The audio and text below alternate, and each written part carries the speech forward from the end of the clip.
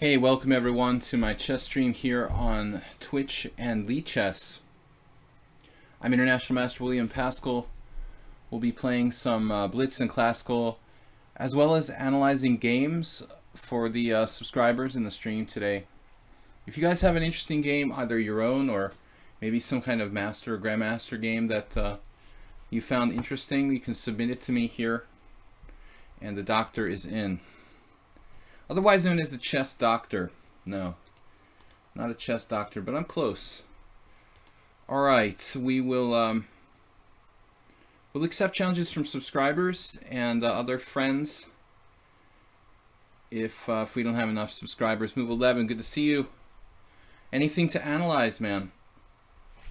Move 11, I did put up a review of a couple games from the simul's, and I chose the one game you played with me to go over and put that up on the YouTube channel yesterday. I don't know if you have had a chance to look at it, but I thought the game with you was interesting, and so I chose one of those. But unfortunately, like the last 5 minutes of my video, the audio is kind of bad because it's like an hour-long analysis session of simul games. But just want to apologize for the last 5 minutes because my computer crashed. I had to do the last 5 minutes on a different machine, so it sounds a little bit bad on the last part of the recording, but most of the video is good, so I didn't want to redo it again. Anyway, guys, Ayesta, welcome. Ayesta, you got the brilliancy prize for the simul video yesterday too. You guys are just showing up to because you watched the video. Now, Ayesta, you played that game against me, and I realize now that it looks like in our game from the simul, I'm supposed to play like knight f6 at some point instead of necessarily playing e6, and I guess you're putting your queen on d2 is not really great in that position. I didn't exploit it, and then I didn't get anything. Hey, Bob, what's up, Bob? So we got several subscribers here. You guys are welcome to challenge me or submit games. If you want to analyze something, I'd like you guys to send me the game or a link to the game over on lichess to my account Sparkle Horse on lichess. I am using a different machine, so it's hard for me to copy and paste stuff over from Twitch to my other machine. I have to send an email to myself, and that's kind of a pain. So if you are on lichess and you're watching the stream and you want to analyze the game, feel free to just send it over. So before we get started, we can just chat a little bit, guys, about what's going on in the chess world. Levan Aronian did win the World Cup finally. It got kind of dragged out, it felt like. I thought the tournament was never going to end, honestly. The knockout event is supposed to be so exciting, but somehow just felt really dragged out. Lots of draws in all those matches. It seems like the players wanted to delay the fight as long as possible, so they didn't really start fighting till the rapid games in the World Cup matches. Ayesta said, yeah, he automatically plays queen d2. Maybe try to recapture with c3. Like you knew, he knew I was going to play bishop takes c3. That's what he's saying. Like you foresaw that possibility of me playing bishop takes c3. But like even in the game, man, in the game the way it went, I'm talking about a simul game I did against Ayeste. I mean, even if you took back with the pawn, it would be okay for you, because in that structure I can't really put any pressure on your doubled pawns. So maybe you're being a little bit too careful with the pawn structure, but I think it depends on the situation. So anyway, Aronian wins the World Cup. We'll see how he does in the candidates tournament, whenever that is.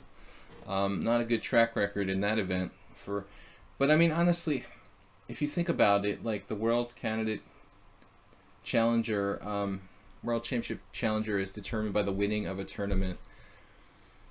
It doesn't feel right, I mean, tournaments, I'm coming from a poker perspective. Tournaments are really high variance. I mean, if you look at like poker tournaments, of course, poker incorporates more luck, but still, basically the format of a tournament is very luck dependent, very short run dependent, and I just don't think that the World Championship Challenger should be determined by the winner of a single tournament. But that's unfortunately the way it is. PEEM, only subs today. I'm gonna prefer to play with the subscribers. I do the stream specifically for those guys. But if I don't have any challenges in, like, from subscribers in the next 5 minutes, then I'll probably take a couple games from other viewers. Tricks Only is hosting me for 3 viewers. That's awesome, man. Tricks Only, I saw you streaming earlier today, but I'm usually busy doing all kinds of other work to hang out. So what was I saying? Oh, I think the candidates tournament. Yeah, the concept of candidates tournament. Tournaments are high variance, man. I mean, the winner of a tournament is not necessarily the best player in that tournament. I think matches would be a much better way of determining, like, the best player. If you want to determine the best player, matches between individual players is probably much more. Am I saying that right? Much more highly accurate than like tournaments. Tournaments are just, in any sport, going to be kind of like high variance. So hopefully Aronian can get lucky and qualify for the World Championship. So anyway, move 11. You were mentioning you were going to play in a tournament game, I think, last stream, but I don't recall what you said about it. So guys, if you have a game you'd like to analyze, send it to me here on lichess. Nobody else is challenging me, so I will play SXPG from Poland. I'm getting kind of antsy here. All right, I'm not going to play like a lot of games with non-subscribers, but just to get things kicked off here. Meep Monster, hello. All right. I had a funny game. What was it in? I was looking at something the other day. Oh, where was it? In my viewer tournament. Who played against me F6 the other day? Okay, it wasn't the viewer tournament. I guess it was just my stream on Wednesday. I played F4, and Macros, who's a subscriber, played F6 against me. And what's really weird is, like, in that position, I'm not really a regular King's Gambit player, so I don't have enough book knowledge. But after F4, F6, I just automatically captured on E5. That's actually very illogical, so I needed to really think about that decision. Anyway, I'm not going to play the King's Gambit today. After F4, F6, I was so stunned, I just, like, played pawn takes E5, which is bad, giving black, back a possible, like, knight going to F6. It was an opening that I was more familiar with. I would know, not to take on E5. But it got to be a very strange opening against Macros the other day. F4, F6,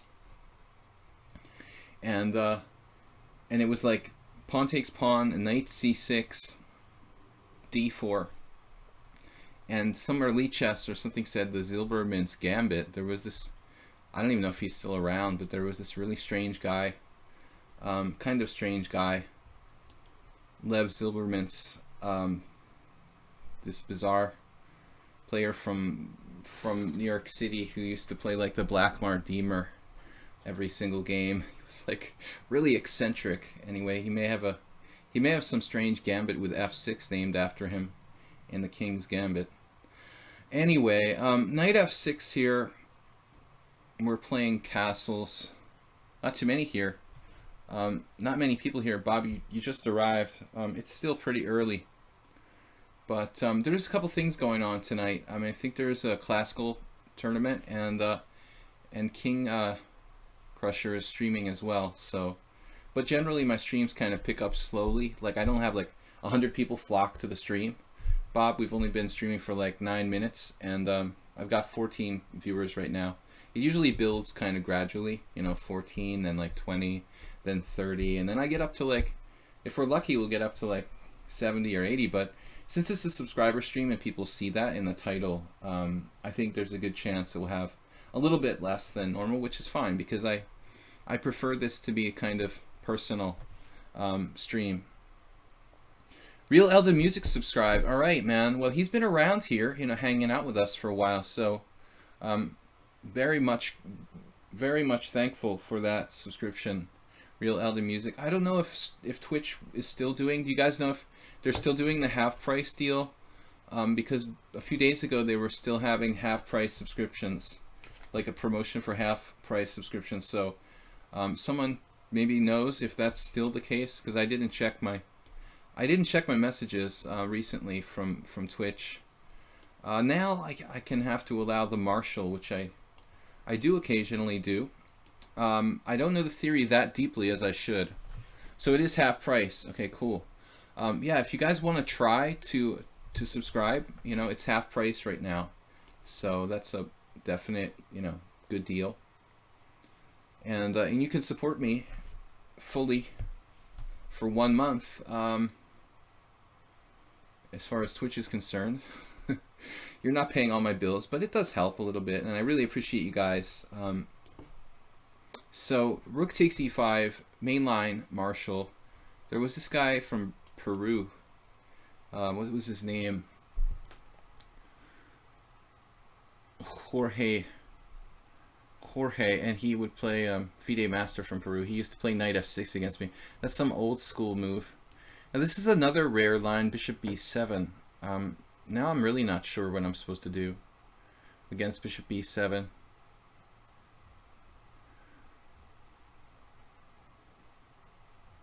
No, I'm crazy. I'm saying knight f6, not in that position. Okay, obviously he loses. No, it could have been this position. I'm confused now. Was it knight f6 here? Huh, I don't know what to do against bishop b7. I'm kind of lost. Not literally lost, but out of my book now on bishop b7. Not really familiar with that move. I mean, it makes some sense to put the bishop on the long diagonal. I don't know. I usually play d3 in the main line, so I'm going to try to play it here. I got a laptop where I was lucky enough that Twitch wasn't blocked.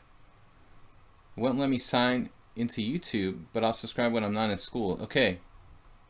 Your Twitch wasn't blocked. Well, I guess Twitch being blocked depends on what country you're in, first of all. But secondly, probably something like school might be a problem.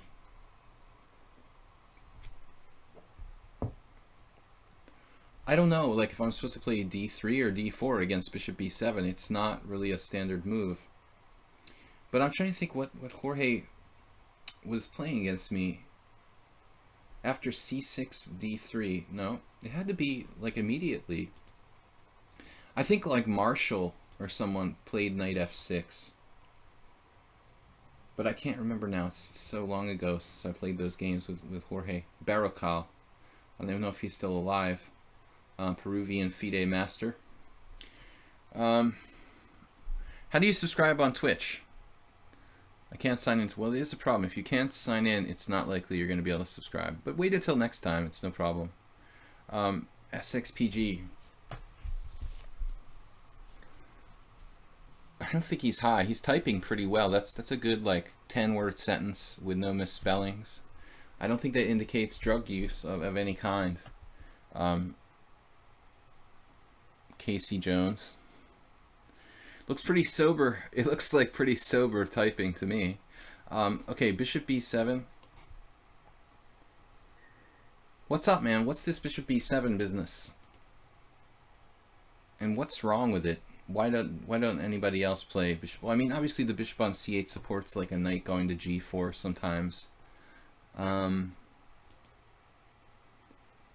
But c6 is the standard line in the Marshall. I haven't been playing e4 that frequently that I often play the Marshall. I've had some problems in a few games here on Twitch now. On lichess and Twitch. Bishop g5 looks kind of logical to white. Oh, I'm saying like to white. It looks logical. I am white, and to me, it looks logical. All right. Is this a good move?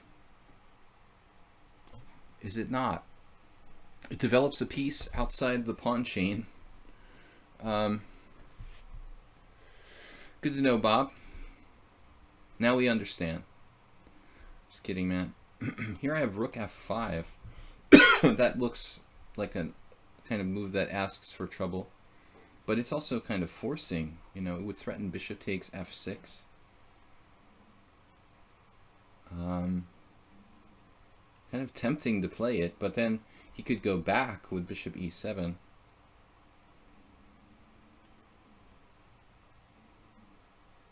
Not really sure. It's maybe safer to play something like rook back to e1. Rook back to e1. No tactics, please. He's got both bishops lined up at my king's side. But, you know, the difference is that the bishop's not on c8, so he never has any of this stuff with, like, knight to g4. No, it's a strange move, but rook f5 is... It's pretty tempting to play that there. It feels fine to fianchetto on b7, yeah. I mean, I'm sure that it's been played, you know. You don't have to play, the main lines, you know, for the moves to be reasonable. You can innovate, and there's plenty of room left in chess to come up with new ideas. But the Marshall is such a... This Marshall gambit with d5, it's such a main line. I mean, you know, it's been played since, like, the 50s, or even before that, at least. I mean, older than that, obviously. Frank Marshall was playing, what, like in the 30s? So, anyways, if g5, he can afford to play g5, probably. It's a little weakening of black's position, obviously, but it's one way to get out of the pin.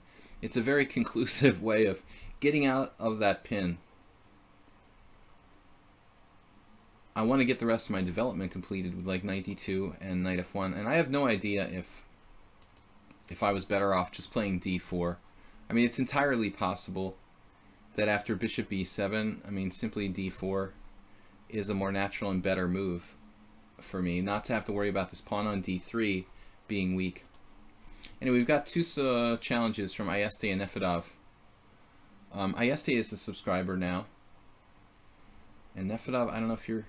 Nefedov is a subscriber too. Crazy. He has been for a while. Alright, so I'm going to play the subscribers first.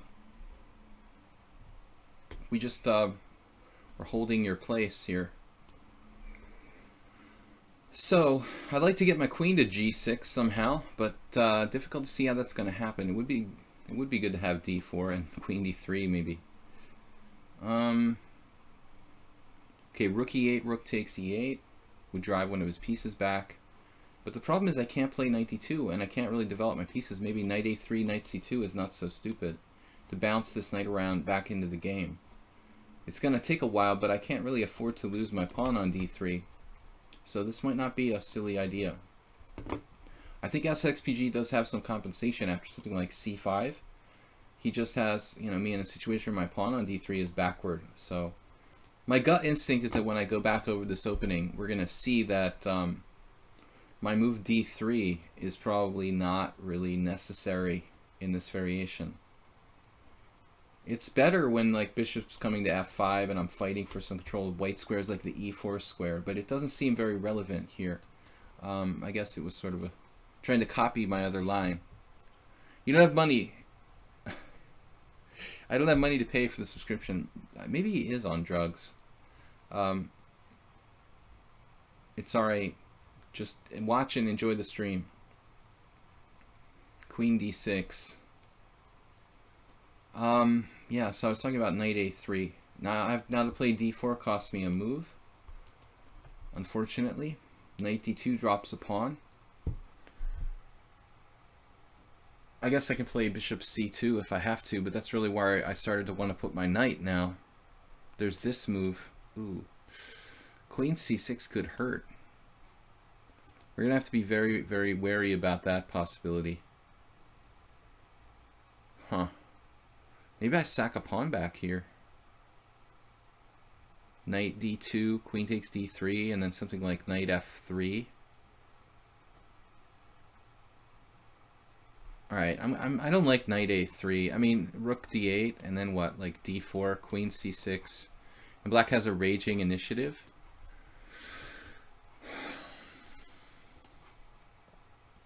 Have your pawn back, my friend. It's not a trap, I assure you. What is my basis for this move? I don't know. Maybe I could get like my rook on the 7th rank, for example. If he tries to take the pawn, I can play just a safe move like knight f3, even knight f1, gaining time to catch up in development. He has a lot of weaknesses in his pawn chain, you know, later on in the endgame.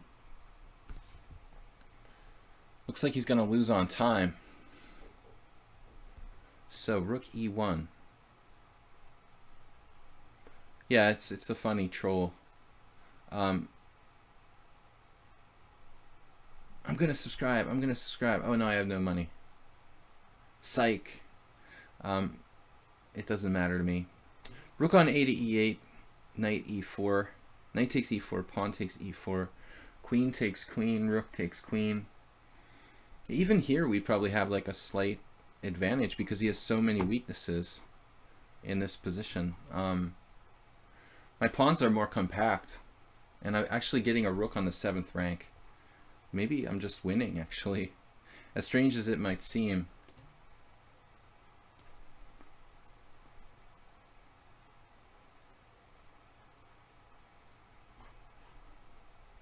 He has a defense.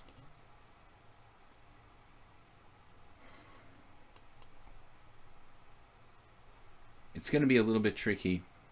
He has c5, unfortunately, which he did not play.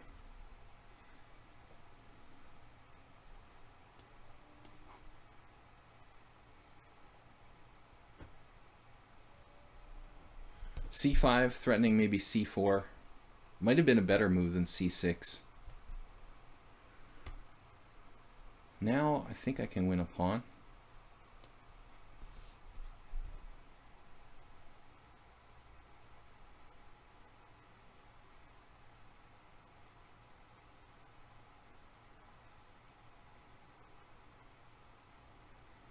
Still, there's some issues for me.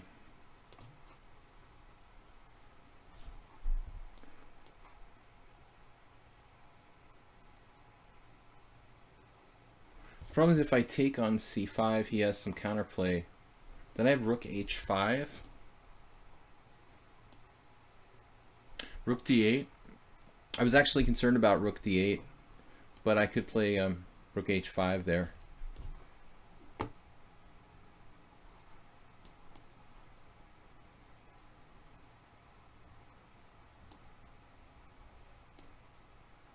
I don't know if this is good enough.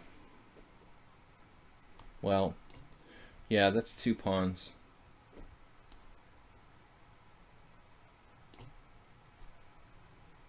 Now we're up too many pawns. The pawn takes is not great.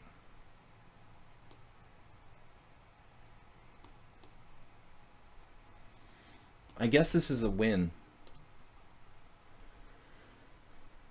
SXPG, nice time management though. He's never losing on the clock. Should be a win for white.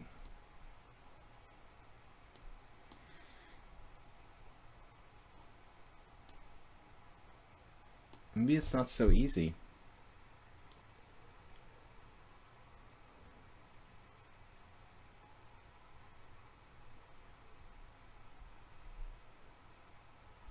I can play g5.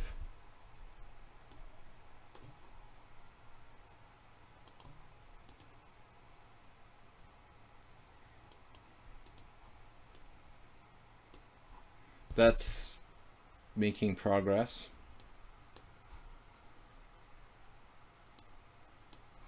We need to keep making progress.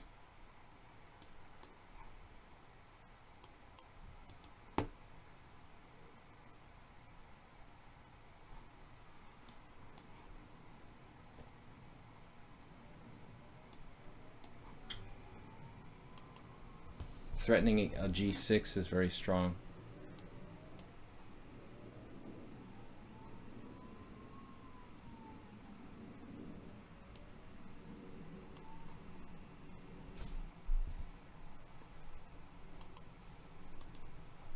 Now, yeah, he just freaked out.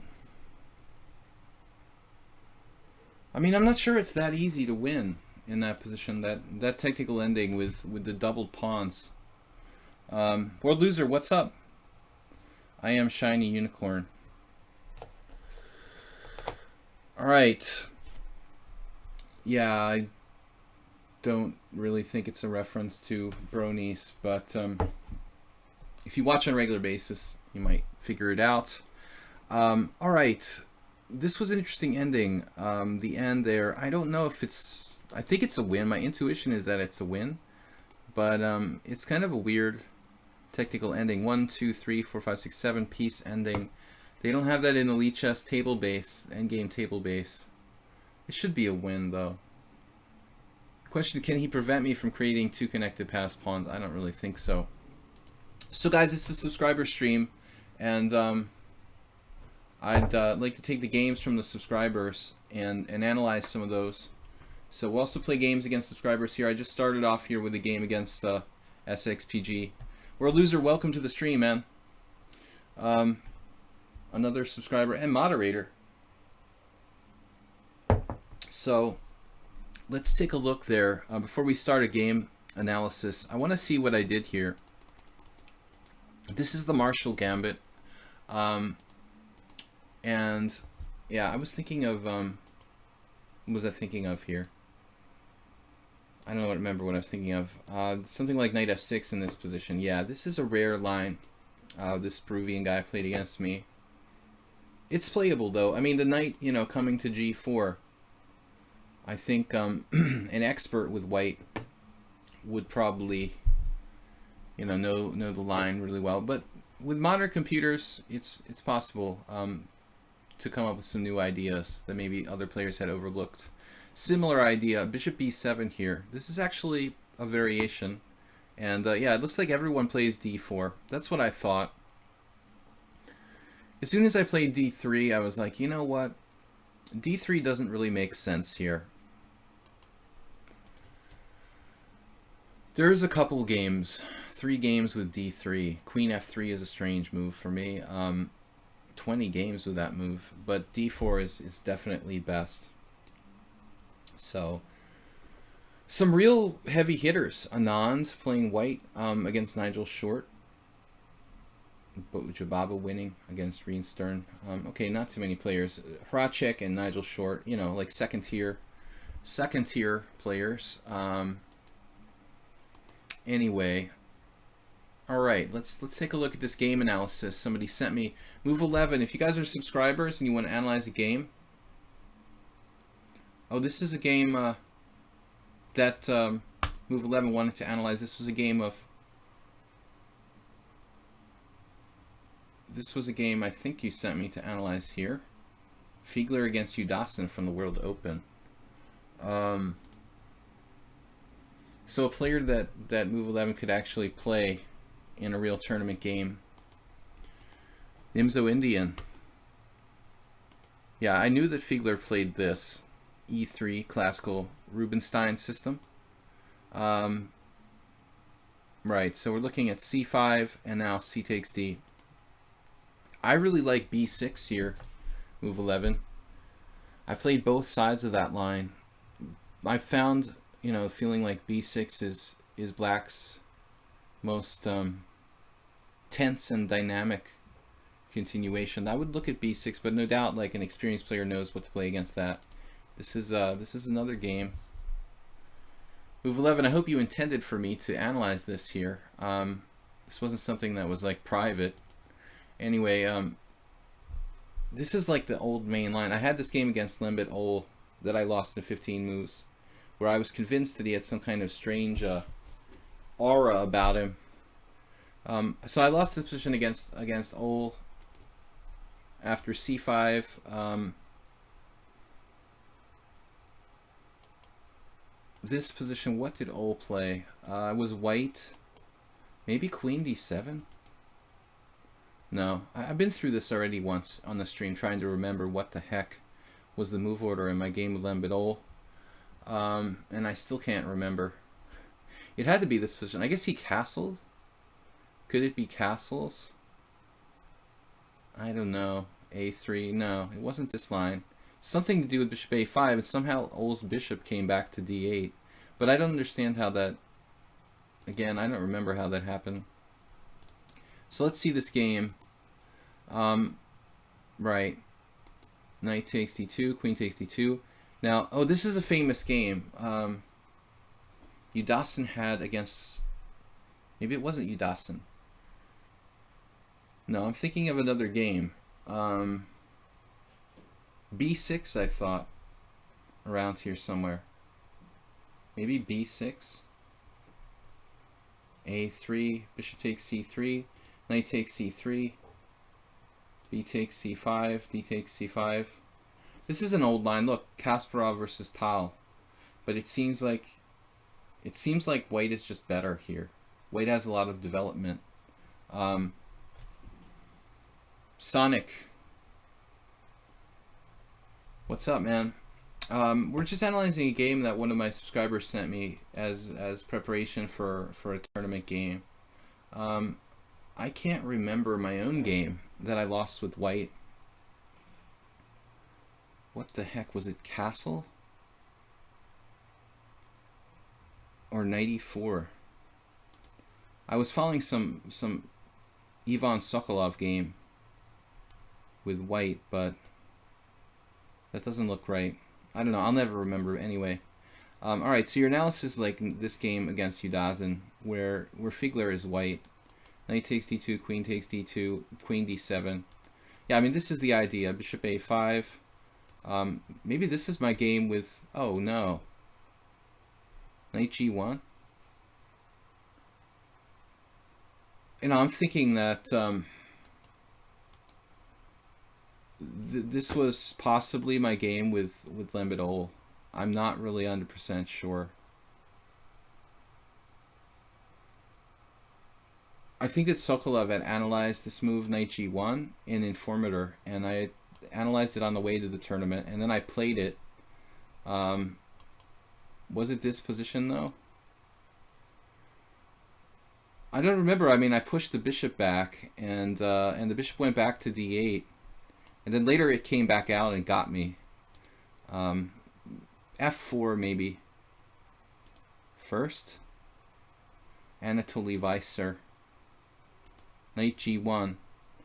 Weiser Hashard. So there's some really crazy ideas with like maneuvering this knight back through f3. All I remember is that I blundered bishop a5 about 5 moves later, not remembering it could come back into the game. Oh no, Lechki versus Willam Paschall. That was right around the time when I played him, and then shortly thereafter he was jumped or pushed off of a building. True story. But yeah, it had to be this position, I guess. He had played it before, around the same year. It was around 96 or 97. I don't remember when he died exactly. So g3 is the normal move. But I'm thinking that I played f4 or knight g1 here. Maybe even knight g1. The game didn't make it into the database.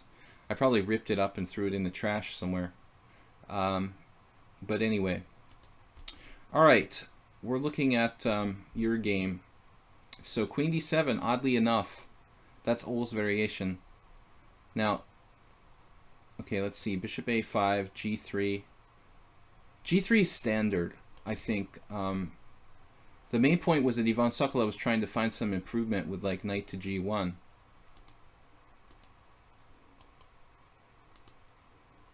White's position looks good. If you think about it strategically, the bishop on c8 is very, very bad.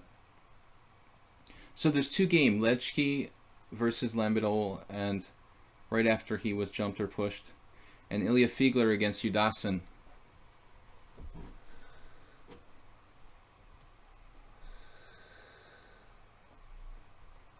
Yeah, Lembedol was a very strong grandmaster. He was like the scariest person I ever played. He had this very strange sort of power. I don't know. I felt this energy kind of coming off of him. I'm not really like a new age kind of person who believes a lot of weird stuff, but I felt very intimidated by him.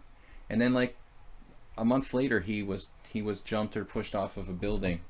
They claimed that he jumped, but I mean, I wasn't there, so there was some mystery surrounding the incident. He was considered to be, slightly off.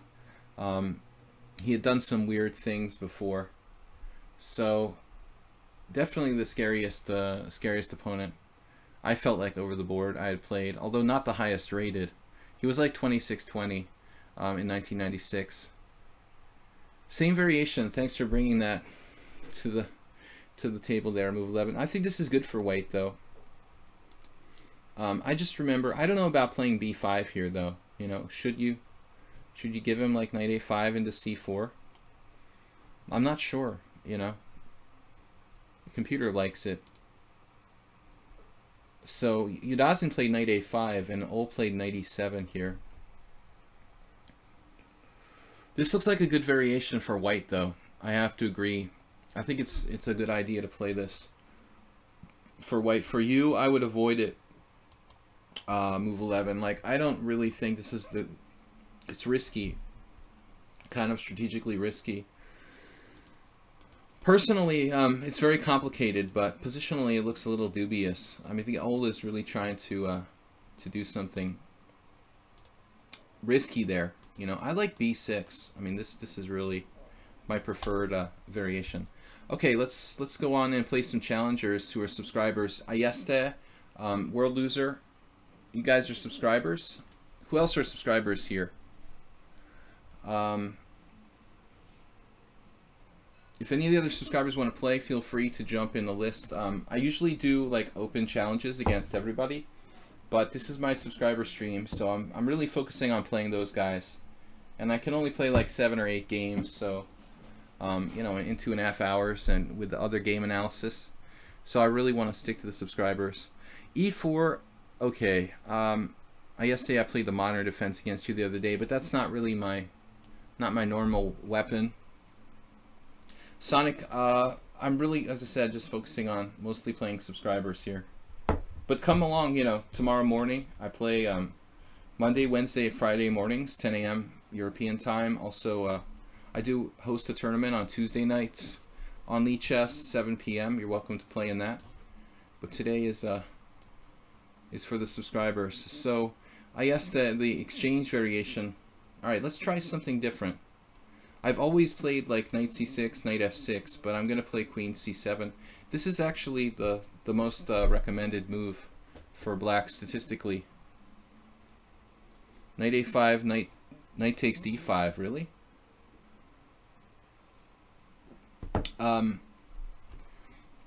That variation looks kind of bad for black, honestly. I would avoid that if I were move 11. Now I'm supposed to play, I think, bishop g4. He's ironically, move 11 reminded me. I was trying to remember what the variation was I had against Lembedol. Now he's helped me to remember.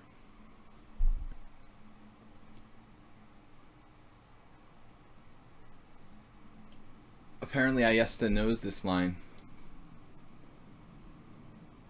The computer likes black here.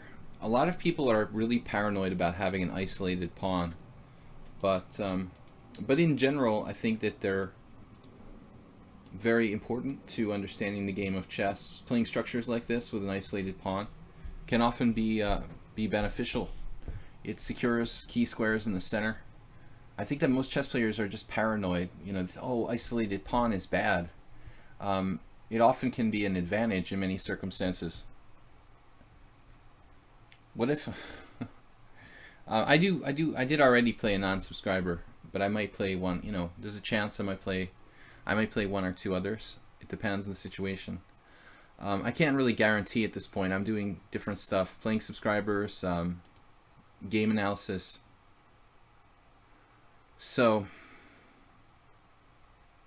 I don't know about this exchange on e5. Is that really normal for white?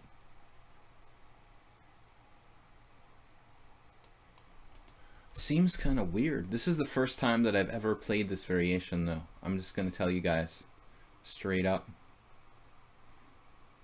So bishop d6, knight g3. I think I can castle queenside. I know the computer likes... My knowledge of this variation really is kind of like, well, the computer said this. I just remember that the engine... I briefly analyzed this. It said that black's position was at least equal. That's about all I know, you know, and I know that theoretically this variation exists for black. I'm not an expert by any stretch of the imagination. This is my first time playing this line. But I'm a little bit bored with the other variation that I've played like 100,000 times for black. So this is a little more open position, a little more fun. I didn't like my king on the open file though. That's why I decided to castle here. It's pretty sharp to castle opposite sides though. Black has the two bishops. Fairly good control of the center, though.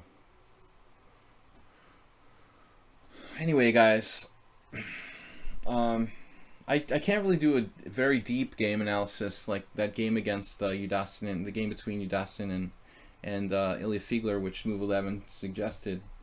I just give you my opinion about it. You know, that I think that variation is pretty good for white. So I would not select that as my choice.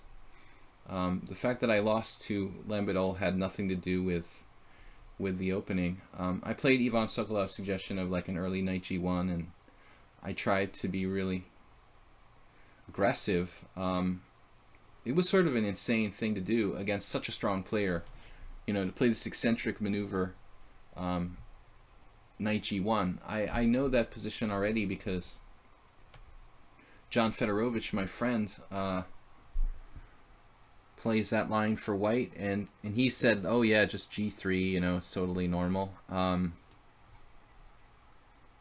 I saw this analysis right literally on the train on the way to the tournament, and I thought, oh, I've got to play this like Ivan Sokolov suggestion of knight to g1, and then I lose the game like 5 moves later.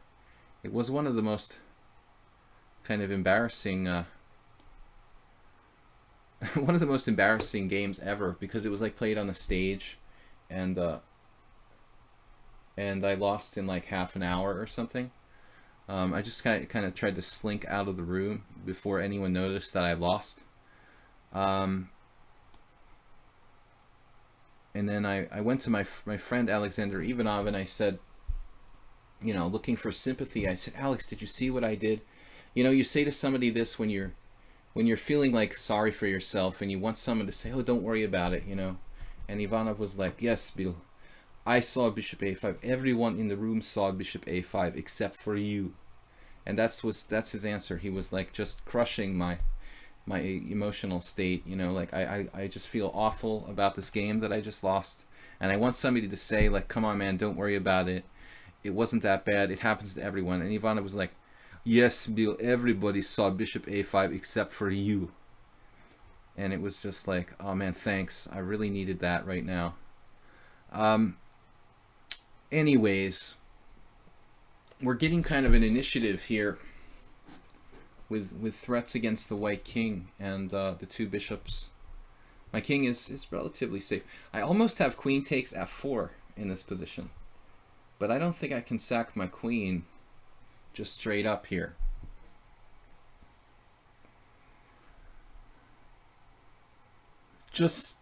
I don't think that's gonna quite cut it. He can play like rook takes f4, bishop takes f4, and I don't know, queen f2 or something. So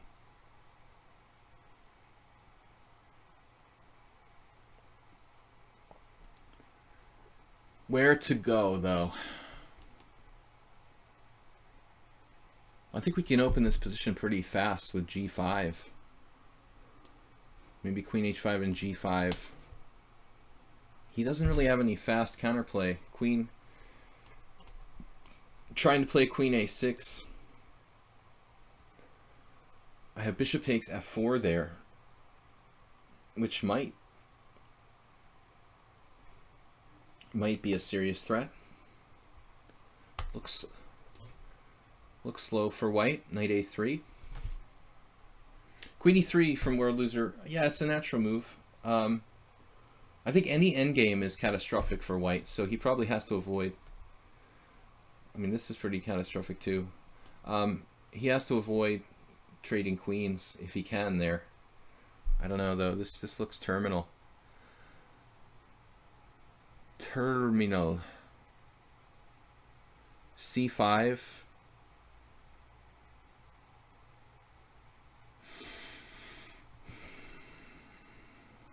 Feels like I should have a forced win.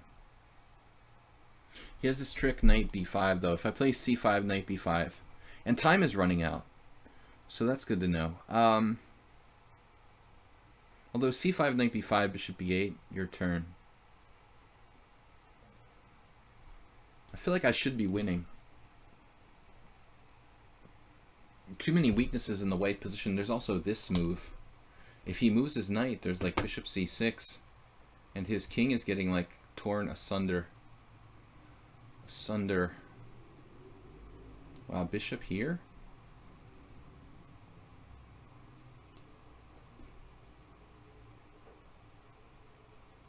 Those bishops look really strong, but I'm not sure I did the right thing there. Oh yes. For a second I thought this wasn't protected. That's lucky.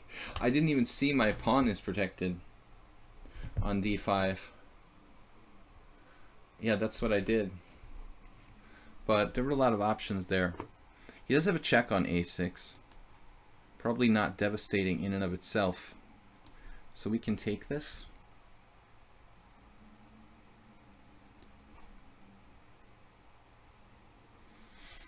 Beautiful coordination of the two bishops and the black pieces in general. And I'm threatening rook e3.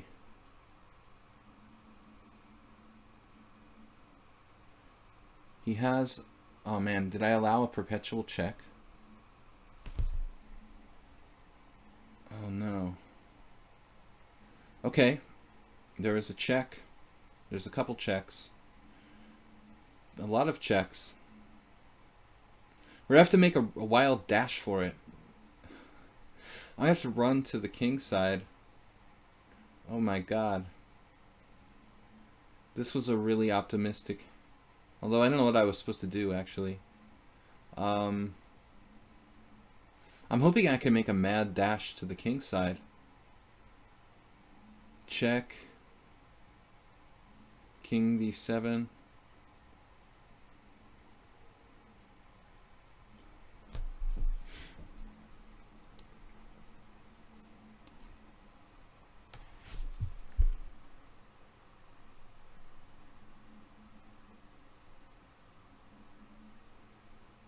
If I go to b8, it's just a perpetual queen b5 check.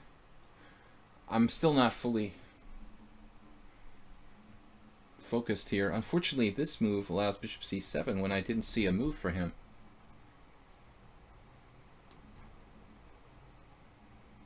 He has no checks here. Oh, he has a check. God, I'm like blind. Okay, but it's actually a useful move for me to play bishop c7. Now we make a run for the queen side. We make a run for it. King e7. Oh my god. This is crazy. King e7. Queen takes pawn check, bishop d6. Making a run for it to the other side. Totally insane thing to do. I mean, I don't know how I'm going to win otherwise. Rook takes, queen check, king g8.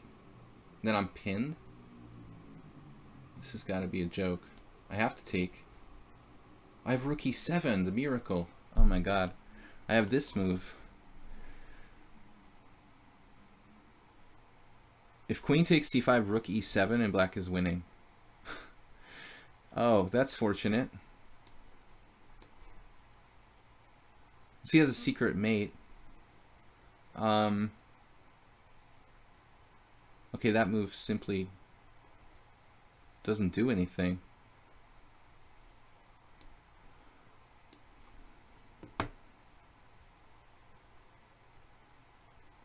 I mean, it's possible I was winning all along.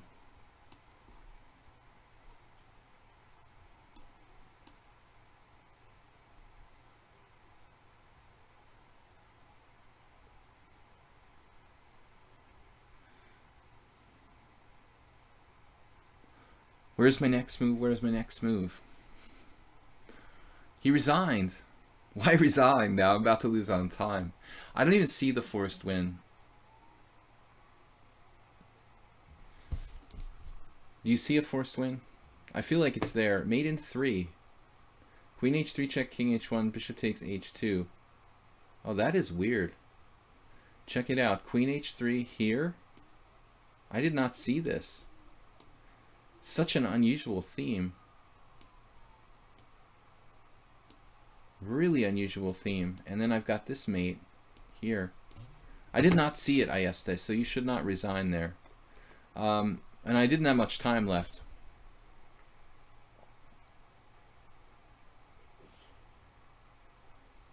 What a good place to start looking at the lines with b6 instead of c takes d4.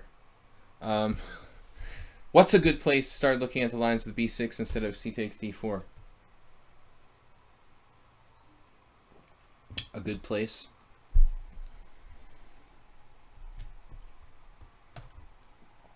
Well, I mean, all the games are in the lichess. You know, lichess online opening explorer. I mean, there are books on that position. It's in chess base. You know, I think that the b6 is just a good move. The other lines are harder to play. But the way he plays, I would have the feeling that I bet like, you know, that guy Figler would play something like pretty solid. Some kind of g3. The main ideas of b6 involve playing for like a b5 sacrifice later on. There's some crazy variations, but it seems like a really dynamic way for black to play the black side of the Rubinstein Nimzo. Belyavsky played that against me, and he did something weird and I drew, but I like playing both sides of that position, move 11. Those lines that we were just looking at with Figler, I don't know. Looks kind of tough for black, but I don't mean to dissuade you. Like, the variations are definitely playable for black. That line that Ol played, though, with queen d7 is pretty non-standard. Okay, world loser, subscriber, and moderator. Somebody else might have... Okay, GRSA, are you a subscriber? Vrampula just sent me a good tournament in Brno in November in the Czech Republic. I'd really like to go to that, but I don't know if I have time. All right, Meat Monster.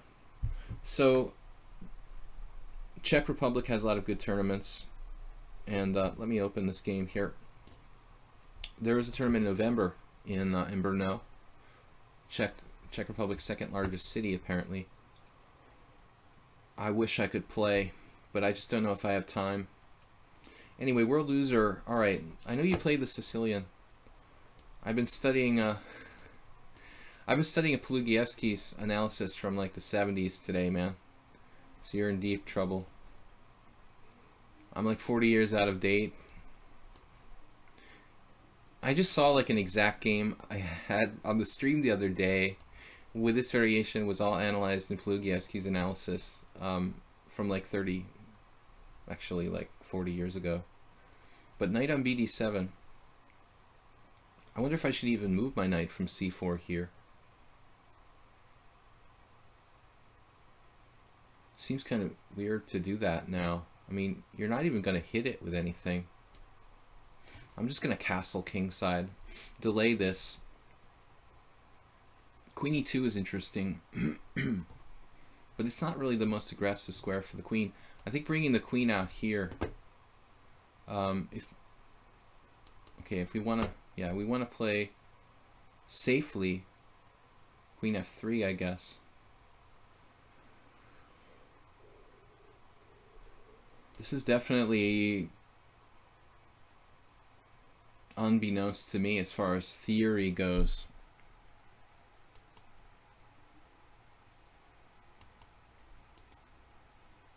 I could play queen g3. Castles, bishop h6. Let's try it. Totally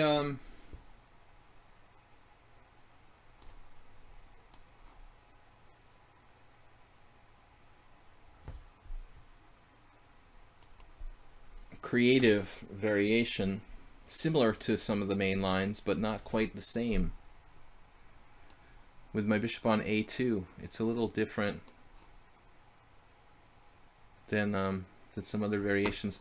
Now this bishop needs to move. It might be best to tuck it away on c1, where it keeps everything protected. That's the idea with rook d1 in this type of line. Now I don't know, maybe it's best to just play f3, because that pawn is going to be kind of hard to keep protected.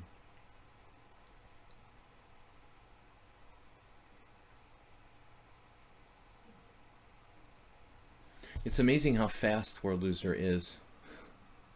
And his bullet rating is not that high. It's like 1949. It's kind of scary. I wouldn't want to play him on a good day. F3 or rook e1 or something else. Feels like I'm going to have to play f3. Something artificial about f3 though. Rook fe1. What's my plan if I do rook e1? That's my problem here. I don't know. I can always play f3 later if I have to.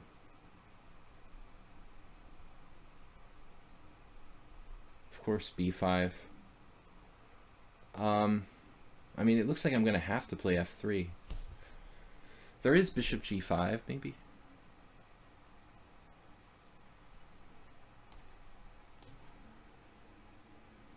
Feels kind of inconsistent to move my bishop so many times.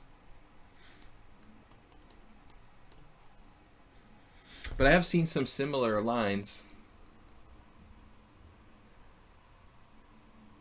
And the key move is b4 now. That's kind of weird. So guys, this is my subscriber stream. Once a week, you know, try to play just with the subscribers for the most part and analyze games you guys want to play. Move 11 submitted me that game. But unfortunately, you know, I can't really analyze that much more deeply. Am I getting overloaded here? If I play... What is going on, man? Are you really going to take my pawn on e4? Wow, what a move. Rook on a to e1. Protecting his bishop. Threatening to take my pawn. Do I have knight takes b5? Knight takes b5, pawn takes b5. It looks a little bit stupid.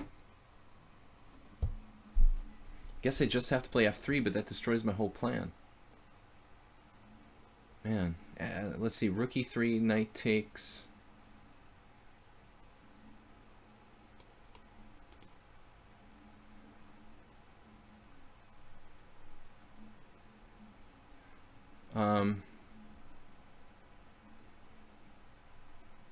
Knight takes, knight takes. Takes, takes.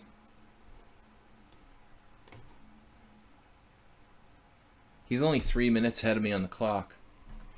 He's playing like a Magnus in his best days. I mean, he's seriously, he's very, very fast. Sometimes he makes blunders.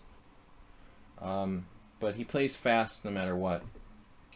So when he's on, you know, World Loser can play master level. Then sometimes he'll make like really big mistakes because he played too quickly. But he's shown us a lot of games. He won against strong players here. Lance 5500, several games, tricks only.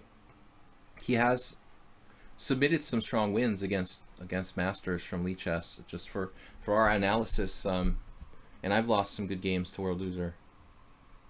He's got 19.5, 40.5 against me, which is like over 30%, which isn't bad. I mean, considering the rating disparity, I'm like 25, he's 21 something. I think he's a little underrated, but maybe he doesn't always focus. This was a passive move, which I was very worried about a combination here with knight takes e4. I'm not sure if it works or if it worked. Maybe f4, that loses a piece, or does it?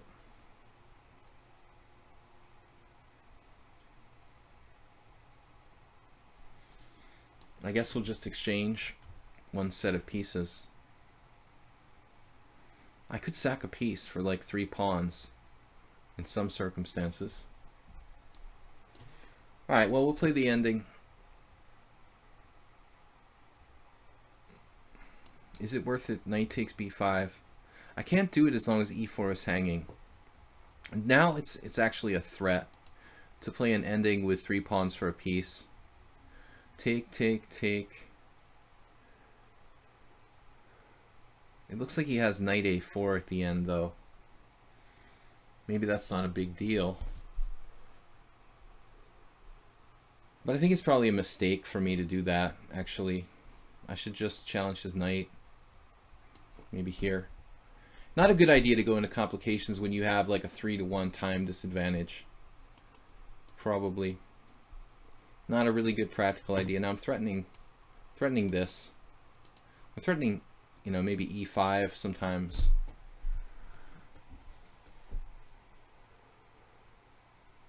It almost looks like he has to play knight e8 there.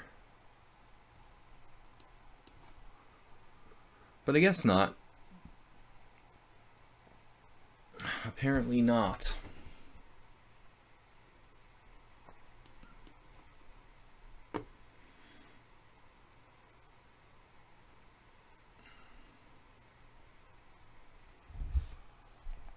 Objectively, it looks close to equal. I'm going to try to grab some space on the king side. I wouldn't mind opening a line here.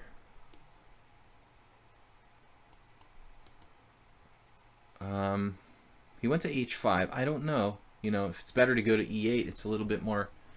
It looks a little safer to play knight e8 for black. Wow. f6 actually looks a bit dangerous for black. He could lose control of the d5 square now.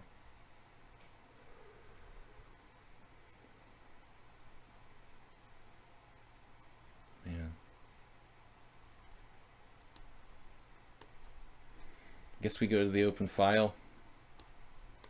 Go to the open file, sir. And f5 ideas. Oh.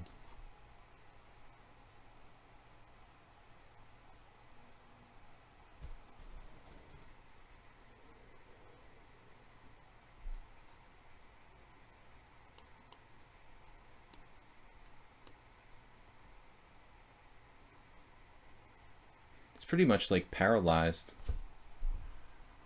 We need some more pressure down the G line. Maybe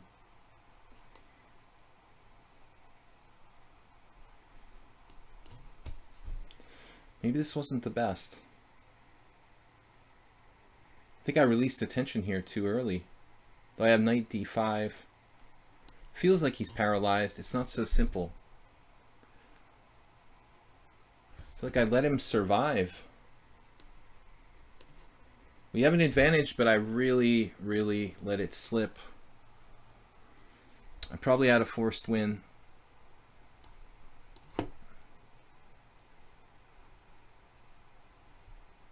We'll just have to try to win some kind of tactical position now.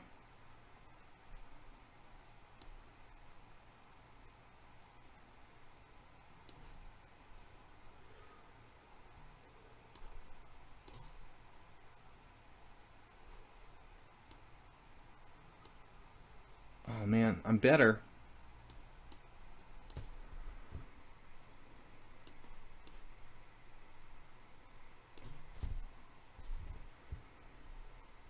He's seriously paralyzed.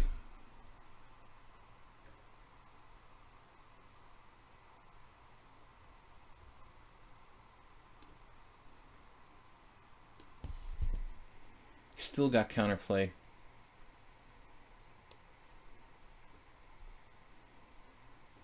Went the wrong way with my rook.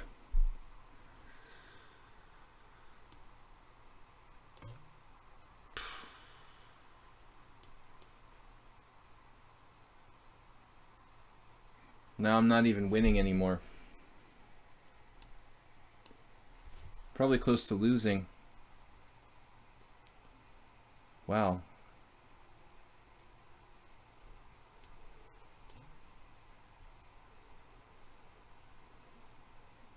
What?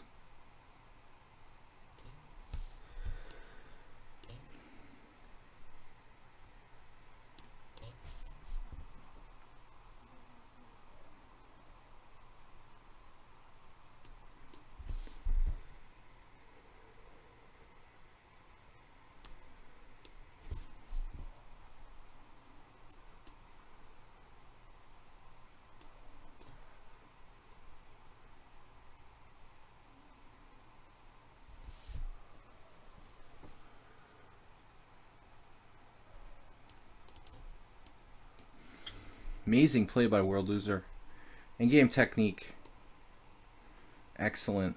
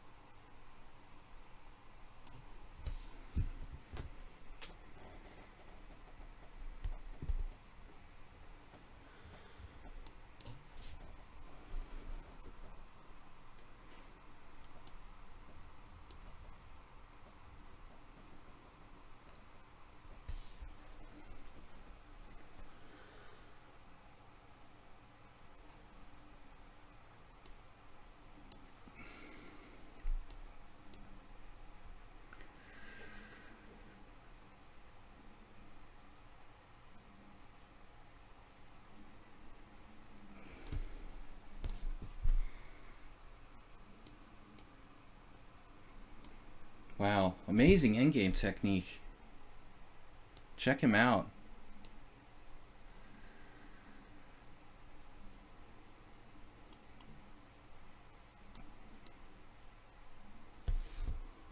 Yeah, that's winning.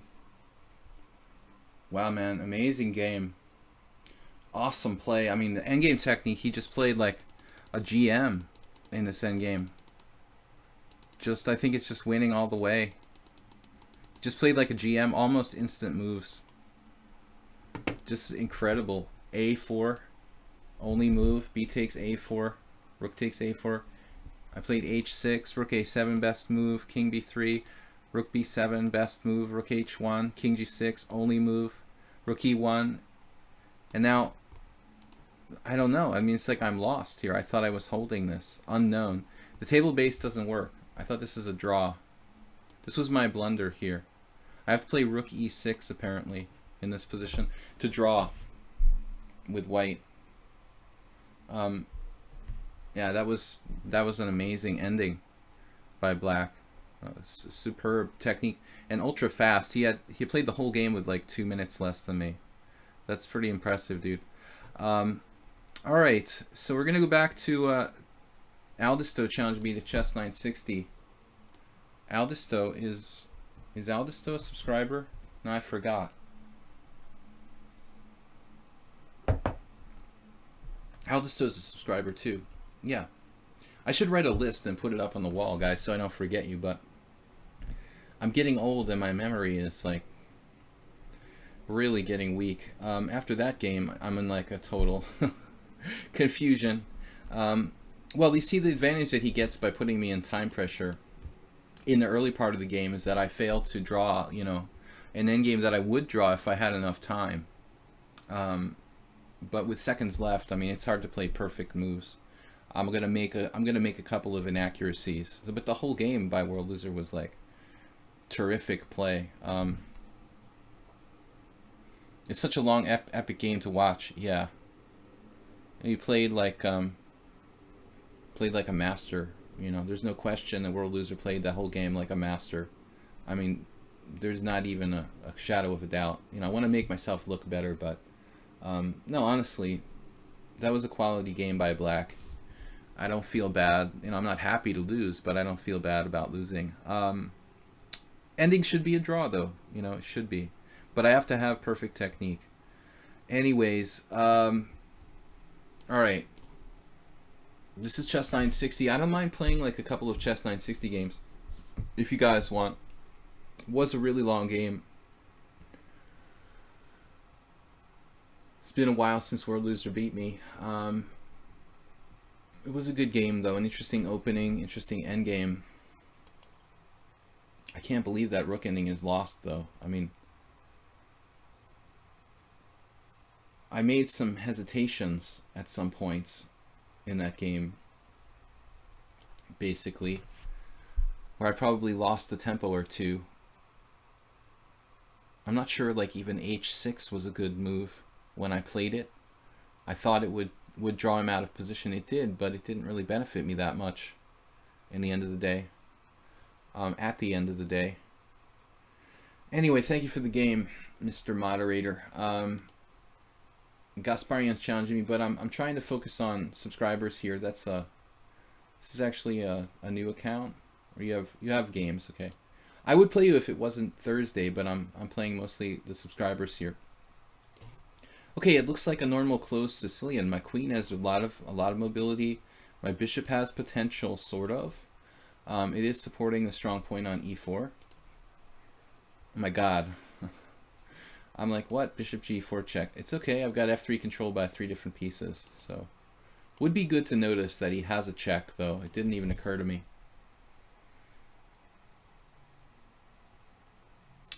Feel free to challenge me, guys, if you are a subscriber. Also, you can send me a game if you'd like to analyze. Move 11 sent me that game. He brought up an interesting question about a variation, if he should play it in a tournament or not. Now I don't know. This is kind of a dubious looking move, g5. I mean, I can take it and play like d4 with tempo. And then what? Like Black does some kind of crazy thing with like rook a5. I feel like I need to take this, but he's chipping away at my center with trading this wing pawn for a central pawn. So it's not good for his structure, but it also contributes to him having like a little bit better control of the center. If rook takes g5, like d4. Oh. Okay. You know what? I would seriously consider sacrificing the exchange here. I didn't see bishop d4. It's a very tactical idea by Aldisto. I hope I don't lose 2 games in a row. It usually puts me in a bad mood. Like the Incredible Hulk. But, I mean, I feel like I have probably enough basis to sacrifice the exchange. On the other hand, it's not necessary to sacrifice the exchange. Probably. Rook g2, bishop g4 check, knight f3. No, rook g2 loses the exchange another way to bishop h3. All right, then. We will be sacrificing an exchange here. There's this...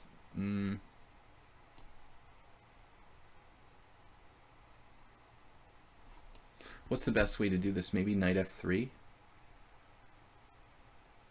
Sort of developing a piece?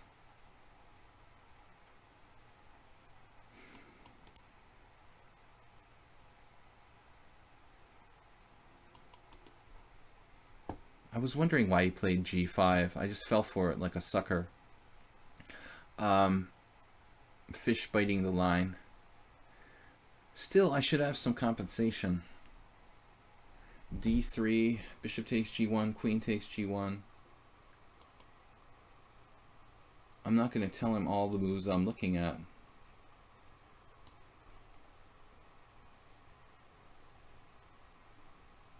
We get a pawn and a bishop for a rook. It's not game over.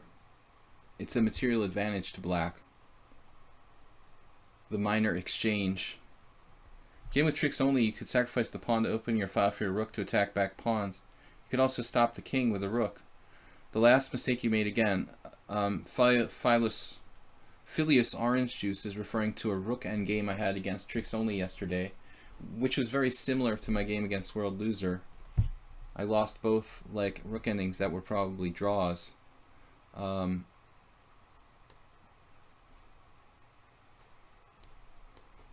So there's a theme going through here. Doesn't necessarily mean I'm bad at rook endgames, but the common denominator, dude, was that I had like 5 seconds with an increment. So I guess my ultra bullet rook endgame skill needs some work. F6 is like the most aggressive move black can play here. Hands down. He doesn't care about developing. He's just trying to open the position. That's a very, very disturbing move. Okay. Maybe even King E2 is not so stupid. I mean, I'd rather not play that. But how the heck am I supposed to do this otherwise? Blocking my Queen G2. I mean, my queen is mobile where it is. King E2. Alright, man. I'm going to think outside the box here. Play this move. Capture with my bishop on G5, developing a piece. My king is relatively safe where it's at. I'm going to leave the queen on a good diagonal rather than playing something stupid like Queen G2. And we'll play from this position. Black is lagging in development. He is up the exchange for a pawn. But Orange Juice has a point. You know, that's 2 rook games I lost that were probably drawable.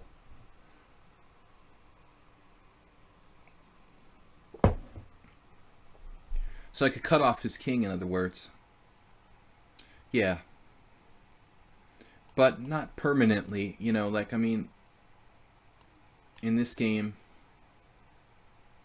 he still has some tries. It's all going to boil down to me having, like, you know, no pawns against 1 pawn, probably. Okay, what is this? Knight G7. Knight G7 business. That is a crazy looking move.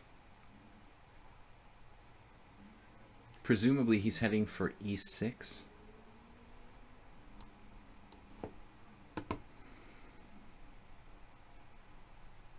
I don't like this square, but that's all I've got.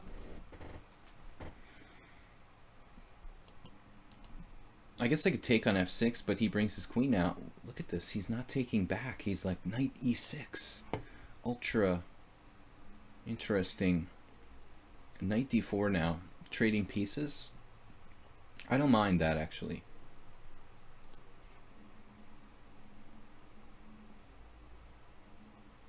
Okay, he can castle anytime. It's gonna be a bit of an issue.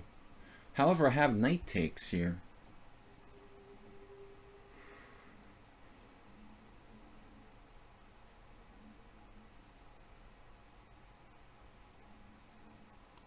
I really need like one more move to make that even dangerous. Queen F7. Pawn takes pawn.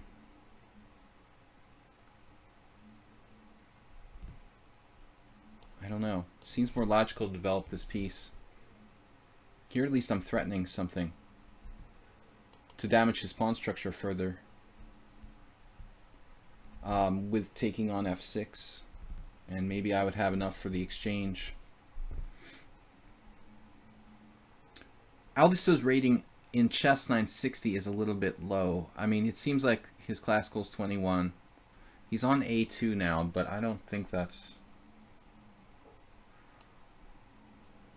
I don't think he can take this.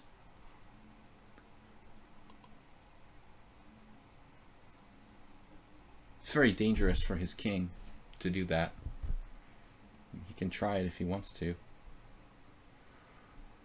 That's an insanely tactical move. I don't know what else I could do, though. Just play B3. This is my only chance. If I don't get to damage his pawn structure, I'm going to have serious lack of compensation.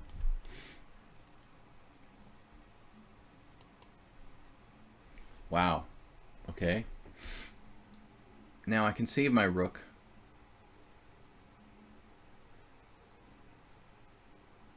But it's a bit awkward.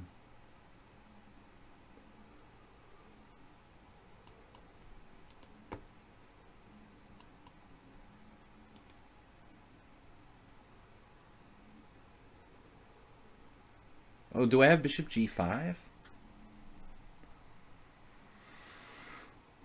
I don't think so.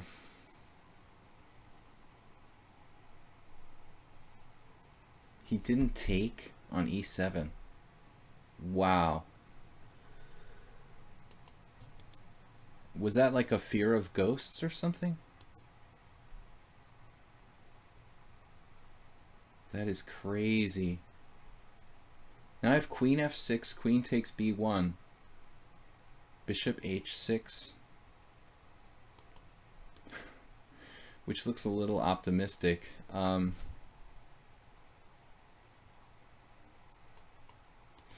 It seems a little optimistic to sacrifice my rook. But at least his development got messed up and he can't just castle queenside or something. Technically we have a pawn for the exchange, 2 pawns for the exchange here. It doesn't really seem like enough though. Unlike world loser, Aldisto actually needs to use time, which makes him a player that, you know, it can actually be in my favor sometimes, the time pressure. I haven't been able to win games because of the clock against him. In the viewer tournament on Tuesday it happened. Knight could fork king and queen, yes. But I was surprised. I mean, I thought he's certainly going to take on e7. I mean, I didn't see anything devastating there for him. But I guess I had bishop g5 check. And I didn't really analyze it enough. Because after take, queen takes, I have queen here. It's pretty dangerous for black. He might actually, yeah, I think he's actually getting mated there. So maybe he was right. Now he takes. And I've got to free myself. Oh, goodness. I cannot play that because I dropped my c2 pawn. Are you kidding me?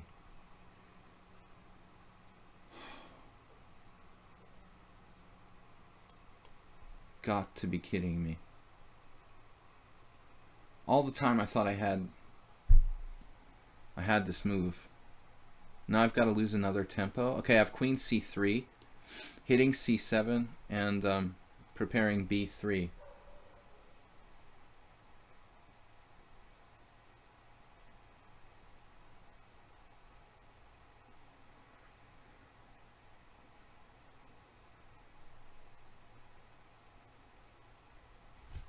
Both our kings are open.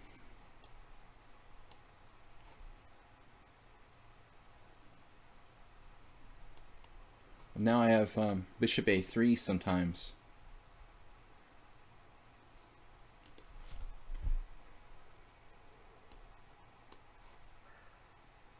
And now the problem is he's coming out over here with a very, very dangerous attack.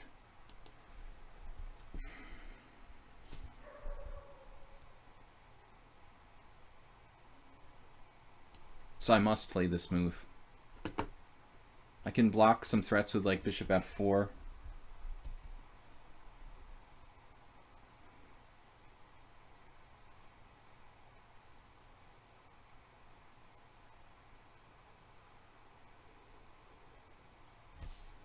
I'd really like to trade off his queen. It's been killing me the whole time. I have rook a5.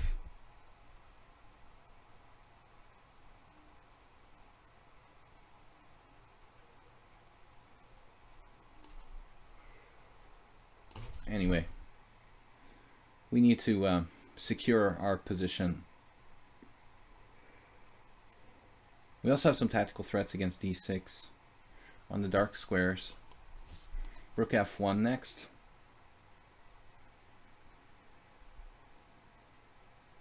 Now maybe rook a5. e5.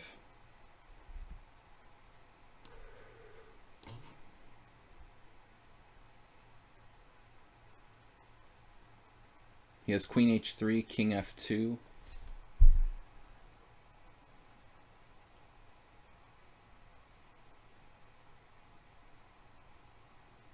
Well, actually, queen h3 is probably nothing.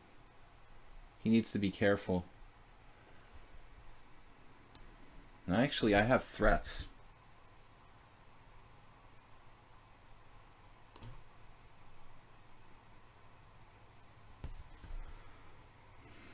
Maybe I got suckered. I don't know.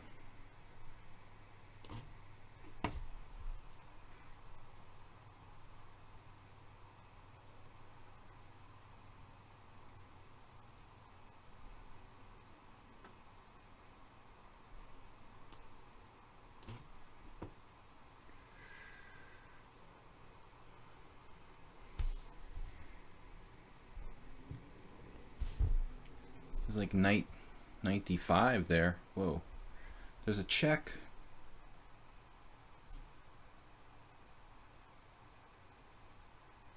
Bishop takes check.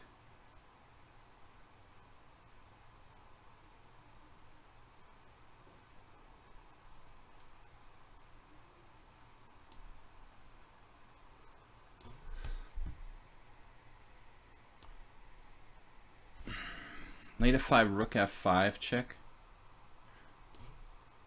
If I played there, knight f5, he has rook takes f5 and knight d5 forking me.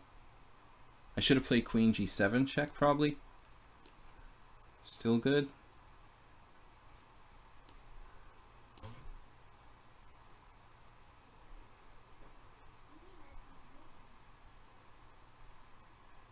Oh my god, it's just hanging? What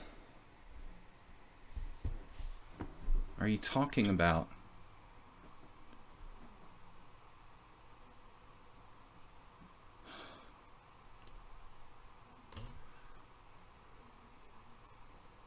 Seriously? Wow, another loss.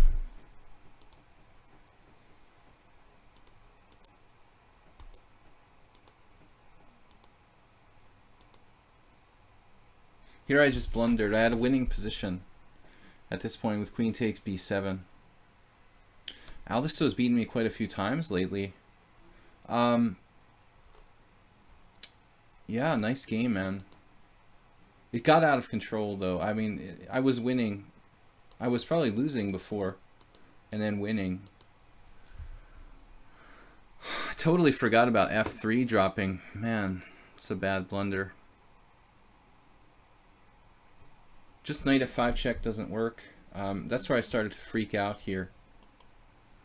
Knight f5, rook takes f5. He has this awesome tactic here. Rook takes f5, rook takes f5, queen takes f5. So it was a good game, but I blundered there brutally at the end. Alright guys, next game. I'm not going to play, you know, random players unless we have nothing else to do. Nefedov sent me another game to analyze here.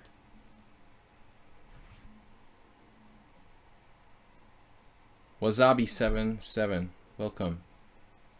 This is a game that our subscriber Nefedov submitted. It's let's see, 10-5 classical chess. He's playing black. Let's look at it from his perspective. Okay, guys, we have like another hour left. So if you want to play Blitz, I'm waiting for subscribers first. Other days I play Monday, Wednesday, and Fridays in the morning. So I'm not really playing a lot of guests here. Maybe if we have nothing else to do. Otherwise, I'm analyzing games for the subscribers. It's Honigdax 2300.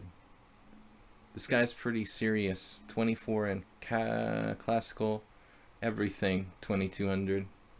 Looks like a fairly new account though. He's got fairly new account. All right. So Nefedov is black. E4, E5. Ah, the Schliemann, I hope. Or Yanish. What happened, dude? I know you're challenging me, Gasparian, but I'm not gonna play like too many non-subscribers. It's this other Nefedov's challenging me. All right, Nefedov, it's your turn now. We're going to do your game analysis. This is the line that he played against me a number of games. So this guy Honigdax plays the main line, knight takes e5. I was looking at this, you know, years ago before computers were really good. This variation was, I think, a little bit difficult for players to figure out. But now with the engines as strong and fast and readily available as they are, I mean, it may come to the point where this variation is just good for white. I really, honestly, Nefedov, I prefer knight f6, man. I mean, I think you're making a mistake playing d5. This variation is just probably better than d5. I think that's been basically proven. So I think you should play that instead, to be honest. That's what I've played in occasional games in the Schliemann with black. d5 is kind of risky. All right, let's see. So knight takes e5, d takes e4, knight takes c6, queen g5. This is main line. You can also play queen d5, but it's not very good because of c4. Although I guess in some positions it's not 100% worked out. Queen e2, knight f6. You see white's score is quite good in all lines here. f4 has been known, you know, for 50 years at least.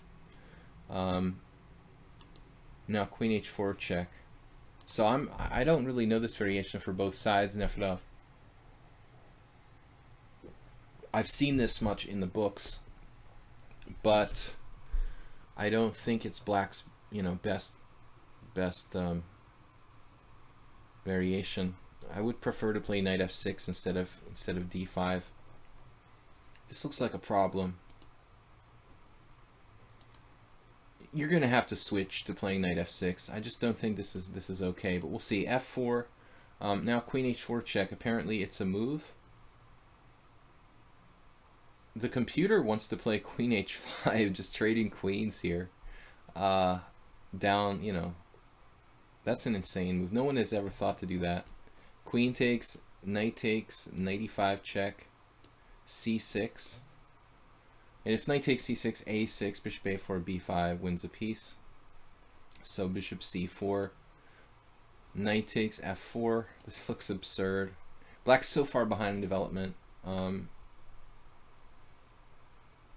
Knight f7, God.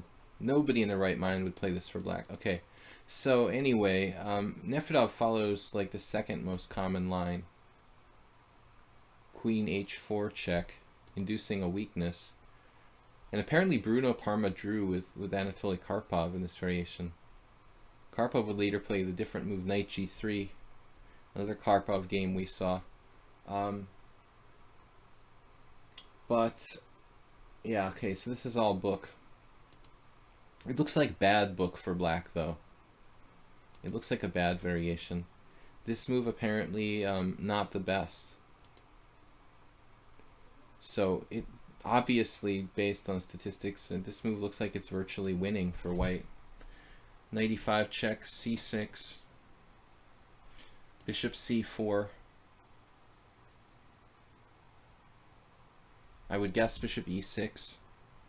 I mean, black is just down a pawn, and he has a bad structure too. Very little development. My friend Janos Rigo, he played against the great Adorian here in 1976. Rigo Janos is an international master and a chess organizer here in Hungary. He organized the tournament I just played in June. He's a good guy. But also on my team, the Hungarian army team, what did Bruno Parma play? Parma played bishop c5? Maybe that? So, anyway, this is Nefedov's game. Vasek Rylik, programmer of Rybka. It looks like knight takes a7 is really a lemon, Nefedov. It looks like it's like clearly not as good as knight e5, and you're fortunate he followed the Vasek line. So this guy or woman, I think, Hanbing, Zhuyang Hanbing, I'm not sure. Blade knight takes d7. Apparently your move is a novelty and an improvement at the master level. Queen takes d7, a very important move. Better than taking it with a knight. And now white played the best move. And you castled. It's awesome castling without an A pawn. It's like you're giving pawn odds. So both sides have played pretty well. Now knight c3, that's kind of passive. Apparently he is supposed to play b3 or a3, something constructive. And now you played h5, which is not bad. This looks better though, going to the center. It looks more natural to play like bishop c5 and rook e8. But I understand h5. Yeah. h3, bishop c5 now. And wow, it's like Morphe. Morphe style. Resigns in a couple moves. Anyway, looks really bad. Nefedov with 18 center pawn loss, 1 inaccuracy. Ouch. Nice. Yeah, virtually perfect game, but I just don't think that this variation is gonna really hold up if you play master strength players. You're gonna have to switch to playing knight f6 unless you can find a lot of new ideas there. So anyway, thank you for the submission. We're gonna go back to playing some of you guys. We still have 50 minutes left, and if you want to analyze something, we can take a look at the game. I just played away for another challenge from one of our subscribers. Actually, Nefedov was challenging me. The game against Aldisto there was kind of fun. We should take a look. I mean, he was better out of the opening when I blundered the exchange here. I'm supposed to play rook g2 and give the white square. What is it? Make him give me his white square bishop instead of his dark square bishop. That is so cool. So I should have done rook g2 and bishop h3 because he has more white square weaknesses, and then just develop and gain time on that bishop on d4. This is cool. I have absolute compensation. Wow. So that was a really bad call on my part. This is a much better way to lose the exchange for me. I mean, you do have, it does look like you have a lot of white square weaknesses in the position. So that was a serious positional mistake to do this. d3 weakens my position and doesn't really contribute much. Let's see, bishop g4 check. It's an interesting subtlety there, bishop g4 check. Bishop f3, bishop takes f3, knight takes f3, bishop takes, queen takes. So now he's got like a clear advantage. f6.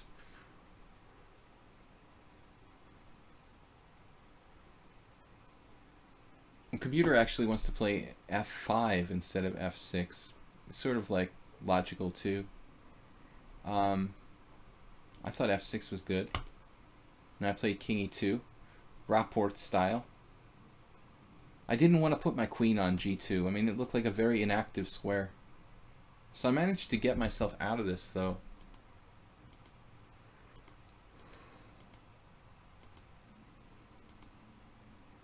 But this was the most interesting moment of the game. So f takes e7 check. I thought you could take, but apparently it's dangerous. Apparently you can take and then put the king back on d7. That would have been the best. King takes, bishop g5 check, and then king d7. Or just king d7 right away, but instead he went king e8, which was a mistake. Now I have to play only move knight d2. And now he takes. And I play this star move, queen c3, and I'm actually playing well this game, except for the wrong exchange in the opening. And I start winning. I missed a clear win. Wow. Rook a1. Oh my god, I had rook a5? Oh god. Alright. That's really bad. I had rook a5. He could save his queen by playing knight d5 check, but he's losing.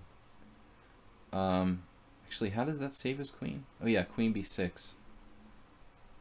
I'm so blind. So what could he do otherwise? Nothing. I mean, he had no defense to getting his queen trapped. His queen is trapped after b3. Literally trapped. That's ridiculous. I was winning. Alright, man, I'm an idiot. Anyway, the end game, I blundered after queen g6. I'm winning again. And I played knight h4, and it's good. And I played here, and it's good. And this is a mistake. I should go here, which is safer. Or e1 or d2. I move my king up, giving him like queen d1 counterplay. And now I started to see these, and this fork. Actually, Orange Juice was talking about the fork on d5. He was talking about a king fork, king and queen fork. I mean, I'm just totally setting myself up for this.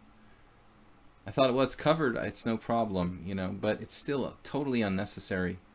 I was just like afraid of rook sacrifices on f4, so I was trying to overprotect my bishop, but it's so insignificant here. Just king d1 and trying to walk away with my king. I'm just totally winning. So, okay, we've had a couple losses. We're gonna come back a little bit here. Protagon, what's up? Welcome, Camel Culture. It's not PC to be a camel clutcher. It's better to be a camel culture. All right. So, who are we gonna play next? Are we gonna analyze something? We've got no comment from the. What is this? Your game from my simul? The simultaneous exhibition does not exist. What was that? 3 hours ago. This is an old message. Okay, sorry. I thought it was something. I thought it was somebody submitted for the analysis here. All right. You guys can see my private messages. I am half culture. You're a clutcher, and that's not okay. World Loser took me out. Let's see the rook ending I just had against World Loser. Oh my god, I lost this rook ending, which was so painful with no time. I was totally winning. I was totally winning. Of course I was totally winning. I forgot about that whole part of the game. I was totally winning here. Rook takes. I thought I was better, but I played bishop there, check. Oh, I'm just winning a piece. Damn, I'm such an idiot. Unbelievable. Rook takes e7, king takes e7. Look at this. Like, I didn't see that. I had like 10 seconds left. Move times. Actually, is it showing the move times? Yeah, it shows the move times. How much time did I have when I didn't see I was winning a piece? Here. 20 seconds. I played this. It's not bad. I mean, I'm better here. Rook. This check is okay. This check is okay. And I had 20 seconds. I mean, I should be able to see I'm winning a piece here. That's really pathetic. Well, I mean, I thought this rook ending was an easy win. And it was like very simplified, but it's actually not so clear.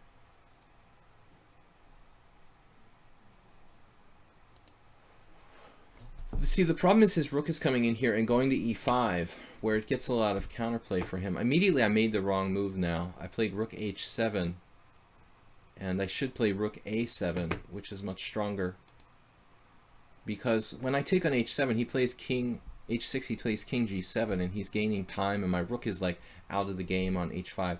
If I played rook a7, then rook e8 check, king d4, I'm going to be taking the pawn on a6 with a hit on the pawn on d6 and a hit on the pawn on this and this pawn and over there. All the pawns are lined up for capture. So it's like f5, rook takes pawn. Actually, I could play rook d7. That's even better. Wow.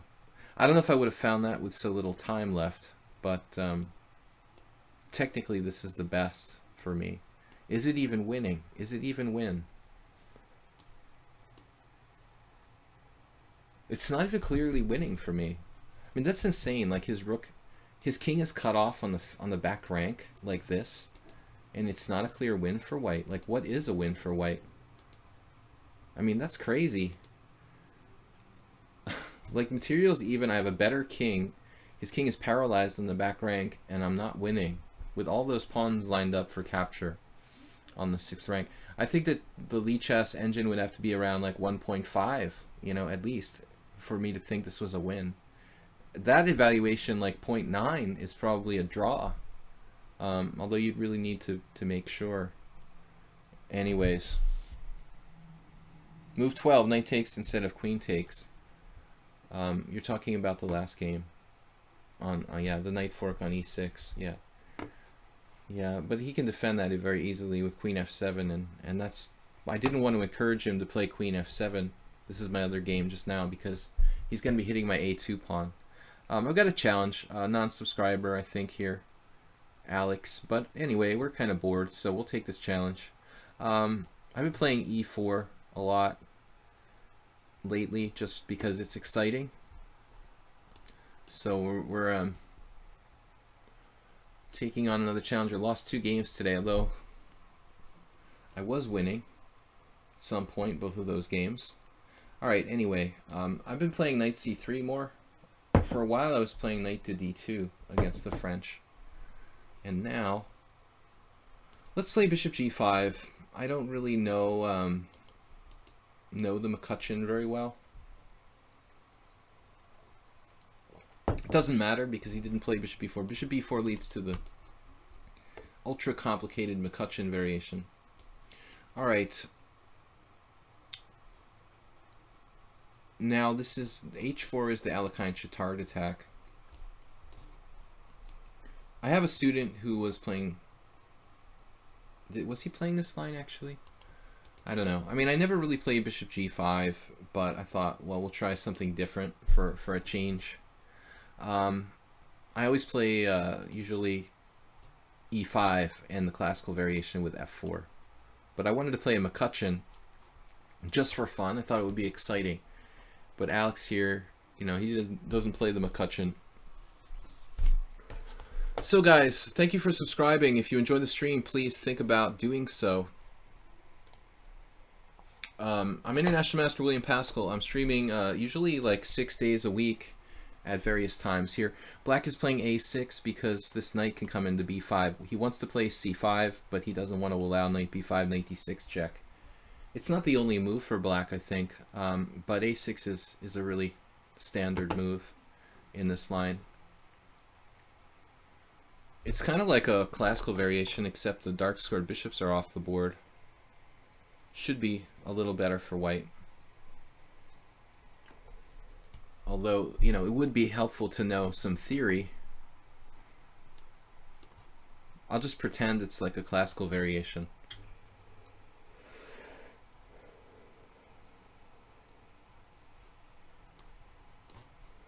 I guess you could think about not castling queenside. I'm a little scared now. But I don't know if he has time for like c4. Though one would imagine that's like a main move probably. It was risky to castle queenside. This releases the tension though. I have no theoretical knowledge of this position. And I generally like know something about the things that I play. But in this case, this particular position 0, I have never played this position ever or seen someone else play it. Anyway, thanks for World Loser for beating me today. No, thanks World Loser for being here to moderate the chat today. Now I'm definitely taking. I didn't like that c4 closing it up, like, to be honest with you guys. Even here though, it's a sharp position.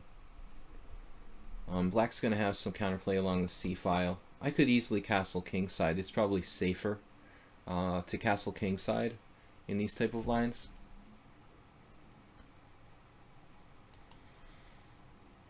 But it's also safer never to cross the street because you might get hit by a bus. So, yeah, there's a line to be drawn. No matter what your style is, I guess there's always there's always something that seems dangerous. But I mean, honestly, if I were to do this again, if I was to do this in a really important tournament game, let's say, I would be inclined to maybe take on c5 right away. And then kind of evaluate, depending on how black takes back, and think about castling kingside. You know, that seems like the least dangerous way for white to play.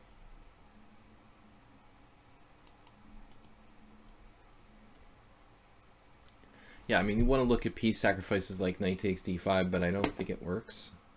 I also, would like to play f5. That might work, actually. It might even be a good move. f5 looks potentially strong, but at the same time, it sort of lags, leaves my development lagging a little bit. He also might have like knight e4 at some point. So it's a tough call here. I kind of like queen e3. A little time consuming, but avoiding this knight e4 business and just putting the queen on a solid square where I'm overprotecting the important blockading square on d4. Queen e3 was kind of hesitant, though. It doesn't feel like it's probably going to be like the #1 suggestion of the computer. But a safer move. Maybe bishop d3 next. I could have played bishop d3 straight up. That's probably the most aggressive move. Or f5, but f5 doesn't develop any pieces. My king should probably go to b1 at some point. But you might argue that I'm wasting time with queen e3. I could also do other stuff like just h4, h5, h6. This is very popular, battering ram.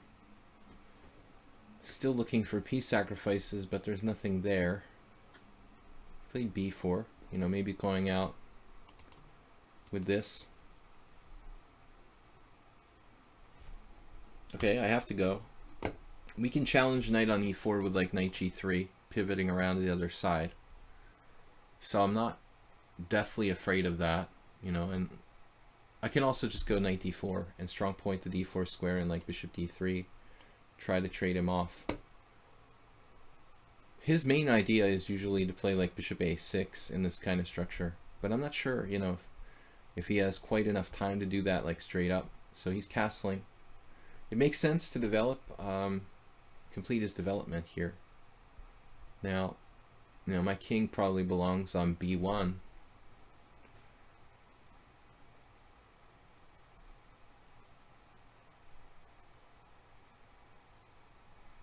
I don't think my king is really that safe on any square on the queen side, but maybe we need to play knight d4 actually. Commanding the center. He's just going to trade and play bishop d7, but at least we stopped that like bishop a6 trading off the bad bishop stuff. I don't know. I feel like queen e3 was very hesitant by me, and I don't have any real threats right now. I am threatening knight c6, winning a piece. Like basically winning the game in one move. So he does have to watch out for that. Other ideas of f5 don't look very devastating. So it looks like all I've got is probably solid moves like bishop d3. I got to get off the C line here. f5, could be an idea down the line once I play bishop d3.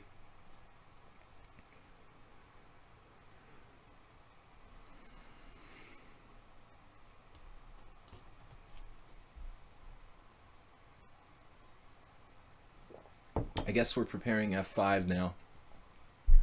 We got to act fast with threats of f5, f6 because he's coming to get me on the queen side. Trying to come to get me on the queen side.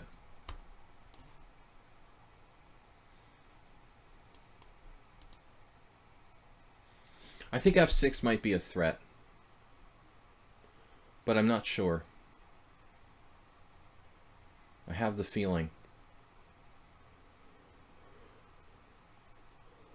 This is usually a dangerous concept.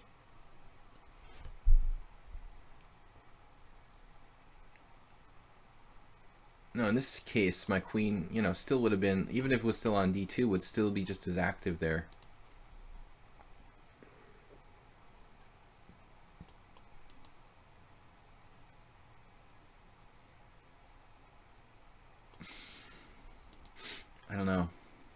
Maybe bishop takes f5, ironically.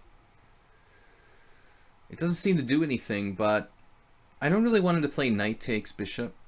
I mean, bishop takes knight, because he'll kill my good knight. Now here I have like a monster knight on f5, potentially. You know, he has a good knight maybe on e4, but they're both pretty dangerous, admittedly. I don't really have a clear threat right now, which makes me a little bit nervous. Maybe queen h3. I'm not certain that's really a threat, is it? Actually, I don't even know what this does. Well, we're gonna find out. Yeah, this is probably a big waste of time. I have an in-between move. It's not very good, though. Bishop takes f5, knight c6. No, that doesn't make sense. I've wasted a lot of time. I'm not sure how strong his attack is yet. Oh, I see. He's got some nasty stuff. I've got some nasty threats too, but his might be nastier than mine. I'm looking at this crazy variation. Bishop takes f5, knight takes f5, queen takes e5, rook e1, knight e4, rook takes d5, knight check, and black wins. I have queen takes e5, rook takes d5 straight away. Nice. Nice. That's nice. That's a very important a very important thing to have, like rook takes d5 immediately. Okay, that's a vast improvement on rook e1. This guy's pretty good. All you guys are good though. 1829, wow. He's only 1800 in bullet, 1789 blitz, 2000 classical though. Okay, I saw the 2000 classical.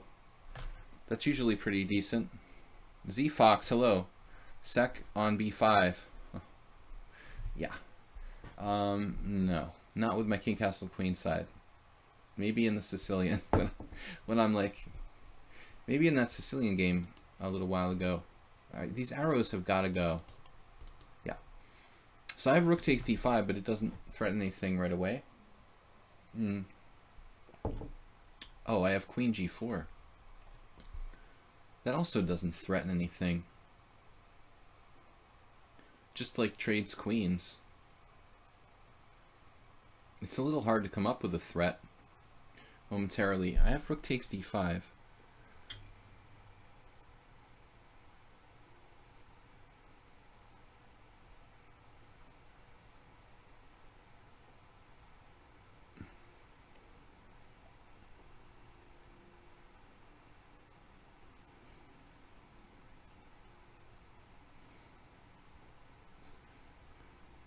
Queen g4.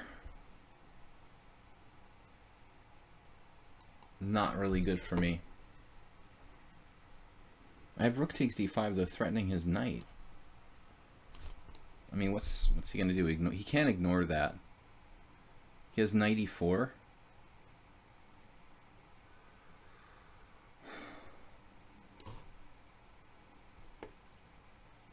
Well, that was fast.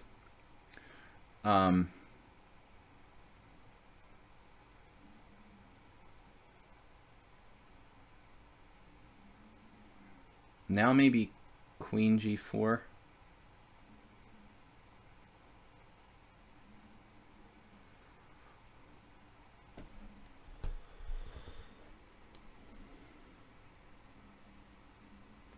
It's ridiculous how tactical I am. Known for my tactical prowess. It took me like 8 minutes to find that move. Okay, I saw this. My assumption was I could take his knight. I hope that I'm okay with that. Now, I don't know which way I should go.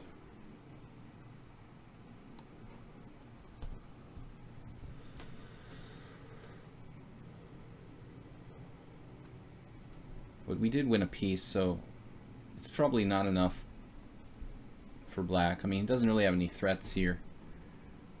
Now g6. But it's not so simple. I have to play this, okay.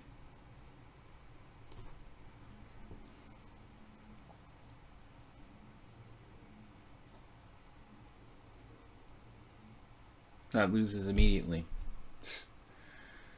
Alright, good game, me. No, it doesn't lose immediately. Okay, this move was definitely not something I should have played without calculating a little bit more deeply. I totally forgot about Queen b6, and I'm lucky I'm not losing on one move. Not been my best night tonight. Fortunate that I'm not losing on that immediately. So Queen f3.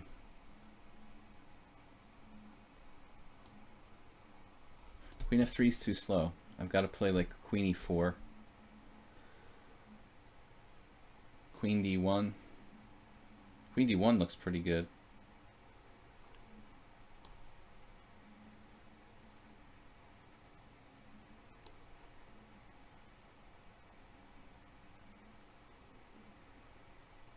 a3, wow.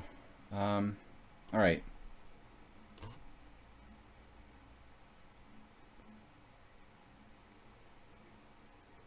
I'm up a piece for whatever it's worth. Doesn't look so useful right now.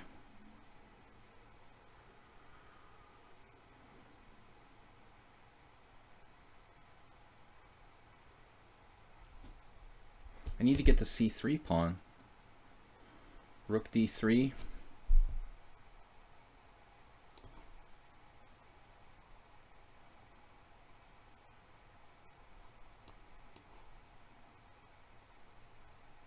This guy's pretty scary, but I'm taking that. All right. Yeah, that's it. Whew, this was close. All right. Man, I really didn't enjoy this. I was not having fun here. My first ever burn variation.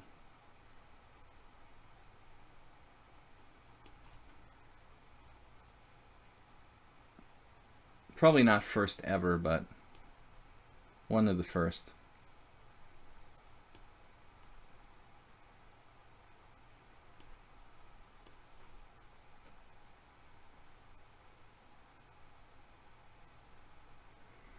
All right, I don't know if this was sound. Let's take a look here. Maybe I was lost at some point. It's very possible. Wow, Mule Skinner's here, one of our old regulars. I have not seen you in forever, man. So I'm curious here if I was ever lost in this game and where the theory ended. Queen e3 was too slow by me. So I played like the main moves to begin with. Queen e2, as I said, okay, well, I think you could wait on the pawn capture, but d takes c5 immediately has the best score for white there. All right. Interesting. The computer likes my move and g3, but Queen d2 looks more natural to me. Whatever. Okay, knight c6. Now I should take on c5. That's the main move, not allowing c4. Instead I castled, and I was scared he would play c4, but few people have actually done that.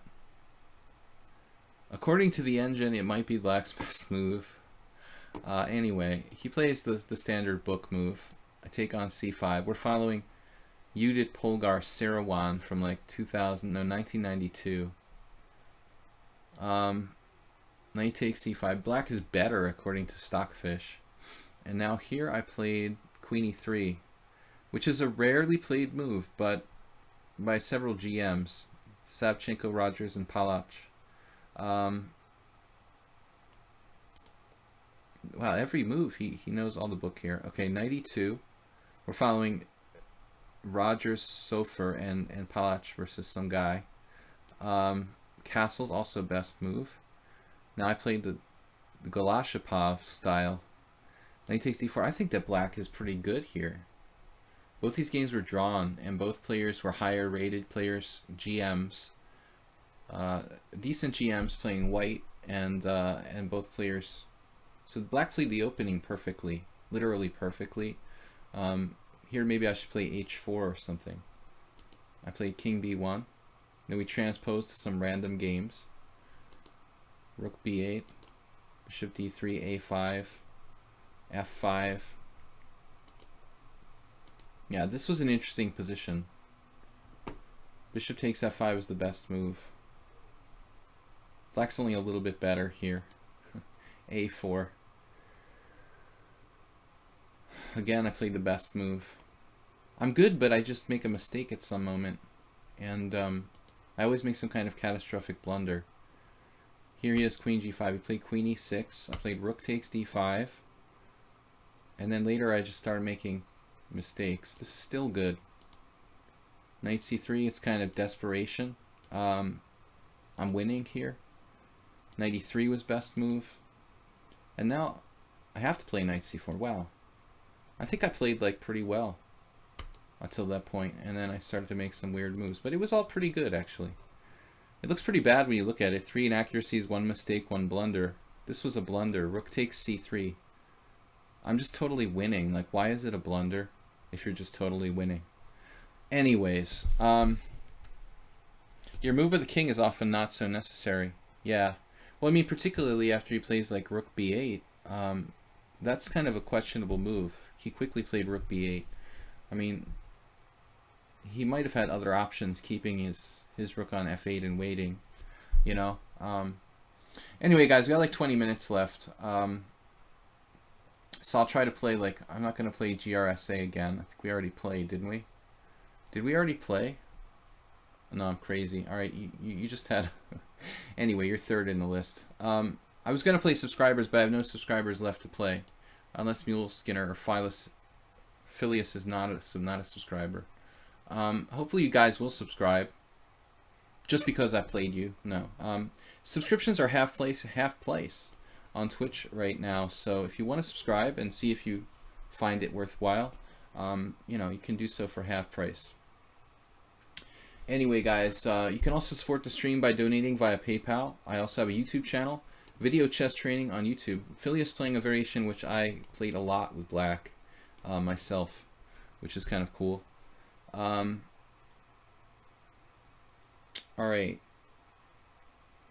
What are we going to do? Knight f3. Wait and see what you do. I've got a message. GRS, please play me. Oh man, dude. There's like 2 other people in line. Alright. Knight f3, e6 is a passive move. I think I played something similar to this against Oliver Mihawk. Knight f6, knight c3, and c5. If you play c5 here, you transpose to my game with Oliver.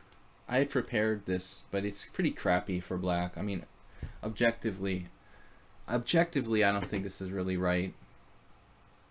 So I'm black in this position. Like, it was around 2011, 2010, I think, against Ollie. We had bishop e5 check, which I think is good. White should be better with the passed pawn. Pretty rare position. You're not going to find a lot of games in this position. I mean, playing e6 and c5 is extremely unusual. It's a little like a Queen's Gambit accepted, and I was happy just to hold against Mihawk because he was higher rated than me, and it's a pretty experimental line for black.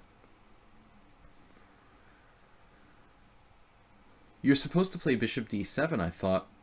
That's what I did. Because this way I think your development gets kind of choked up. Maybe not, though. I mean, I think it's in black's best interest to trade pieces. Phileas is 1600. I mean, That's not very high rated. Okay, I think you should castle. Most likely there. I don't know where to put my bishop. I guess e2.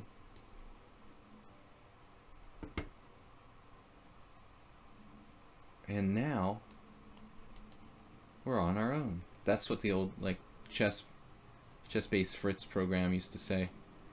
And now there was like this voice thing. Kind of irritating after a while. I had to turn it off.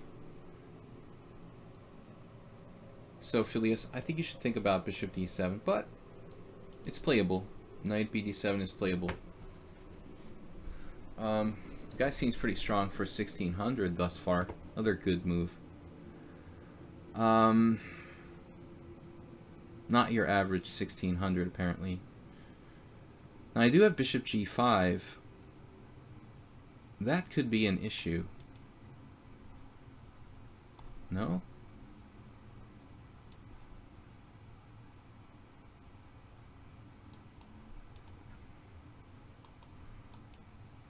Okay, my game with Mihawk was different because the white square bishops were traded on d7 or something. But this did become an issue later on, the pin with bishop g5. And I had to do some pretty creative... I had to be pretty creative with black to get out of this pin.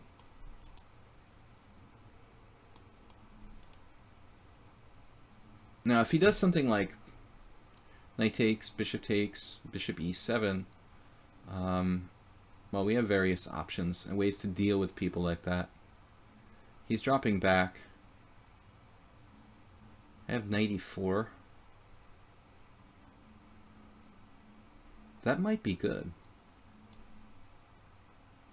I'm really not sure.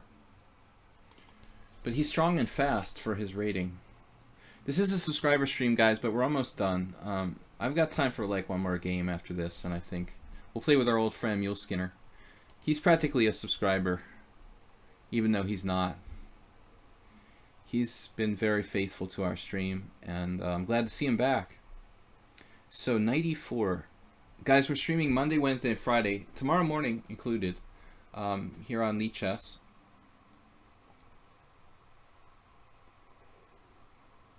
Wait a minute. Alright, I'm looking at the bishop on d6, but wait a second. What's up with the king side? So bishop takes f6. I guess we try to mess up his king side structure. I'm not going to focus on trying to grab his bishop. You know, here we're going to destroy his king side. And then the white squares should be weak around his king, particularly h7. So we'll try to find a way to exploit that, if at all possible.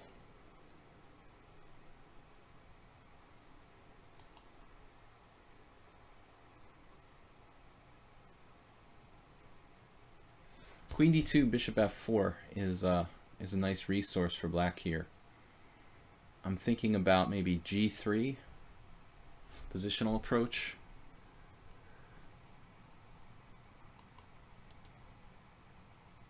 Knight h4 sacking a pawn is not ridiculous. I think I'd rather not sack a pawn though. I do have a passed pawn. That's in the bank, right? Better king safety, some chances to attack on the white squares. Still, it's not that easy for white to make progress. His position is somewhat solid.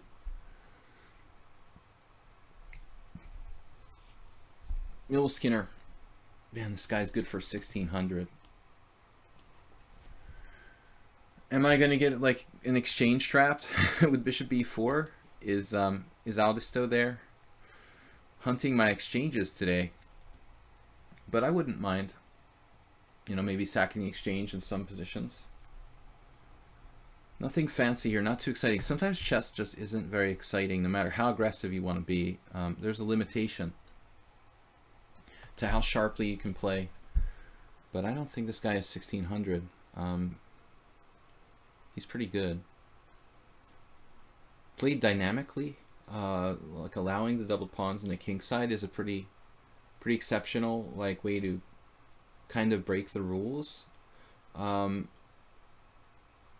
I think he's already convincingly better than 1600. Although bishop e5, this move is interesting. Might be too slow.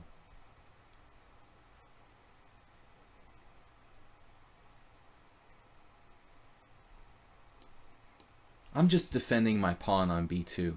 Okay, I'll tell you right now. That's all I'm about here. Defending my pawn on b2 and bringing my rook over to support this passed pawn. Nothing else on the agenda. But how quickly can I get him, you know, on the weak? How quickly can I attack his weak points here? Yeah, it looks like he's in trouble. I mean, now I also have this threat of knight takes e5, discoveries, and like queen g5 check, winning a pawn. I'm actually threatening pretty serious stuff.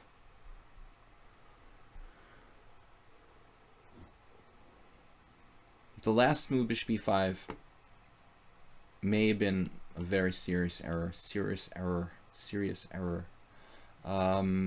Right. I thought that move would have been better in the first place. Phileas Fogg.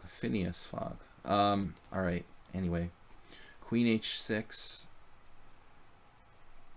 Don't have a forced win there. You've got another defender for e5, which is kind of annoying. Now we start thinking about new ideas. It's like a GF Caro.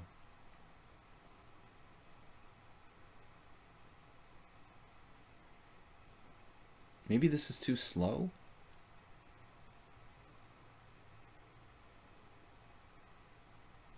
Is my plan too slow?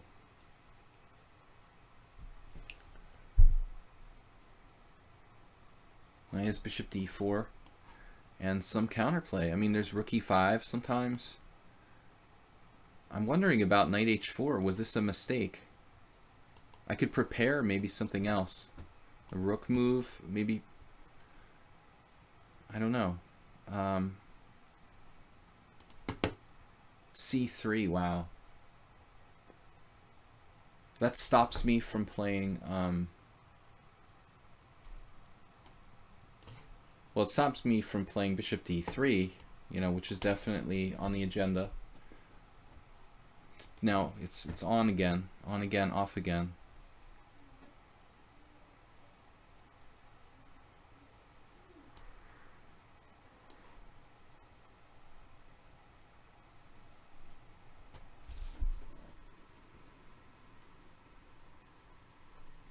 He has some moves like queen b6. And my rook is on pretty here. Yes, he found it. Okay, bishop f5.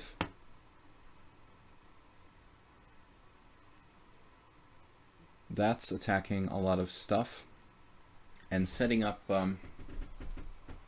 some nasty threats for me.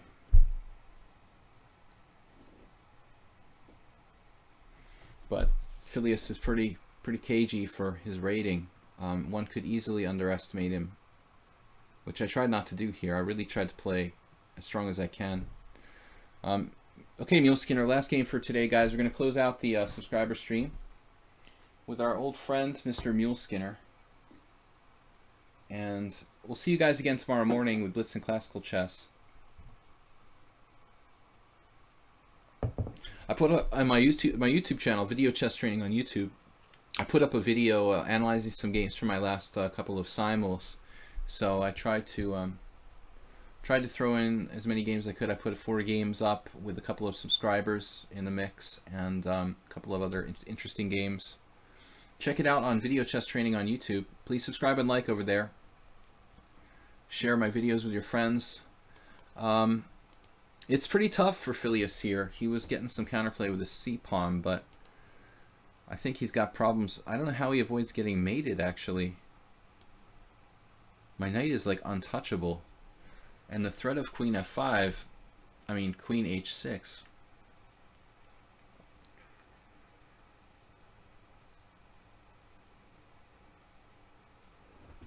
There's a weird variation here.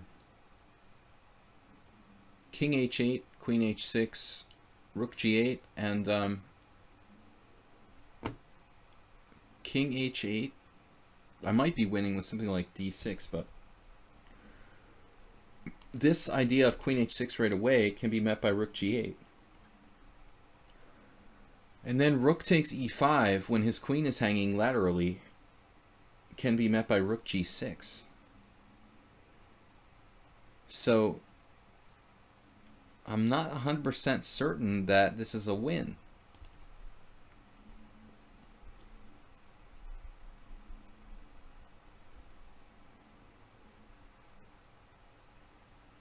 Yes, king g8, king h8 only move. If queen h6, he has rook g8. And now rook takes e5, rook g6. When it's not really clear, I have rook takes c4. That's a neat line.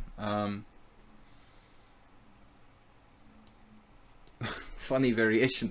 There's still no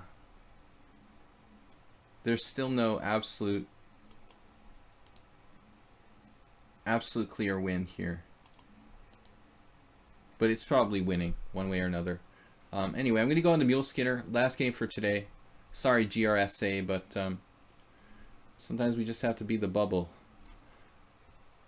Mule Skinner is white. What does he play against the Caro Khan again? I don't remember.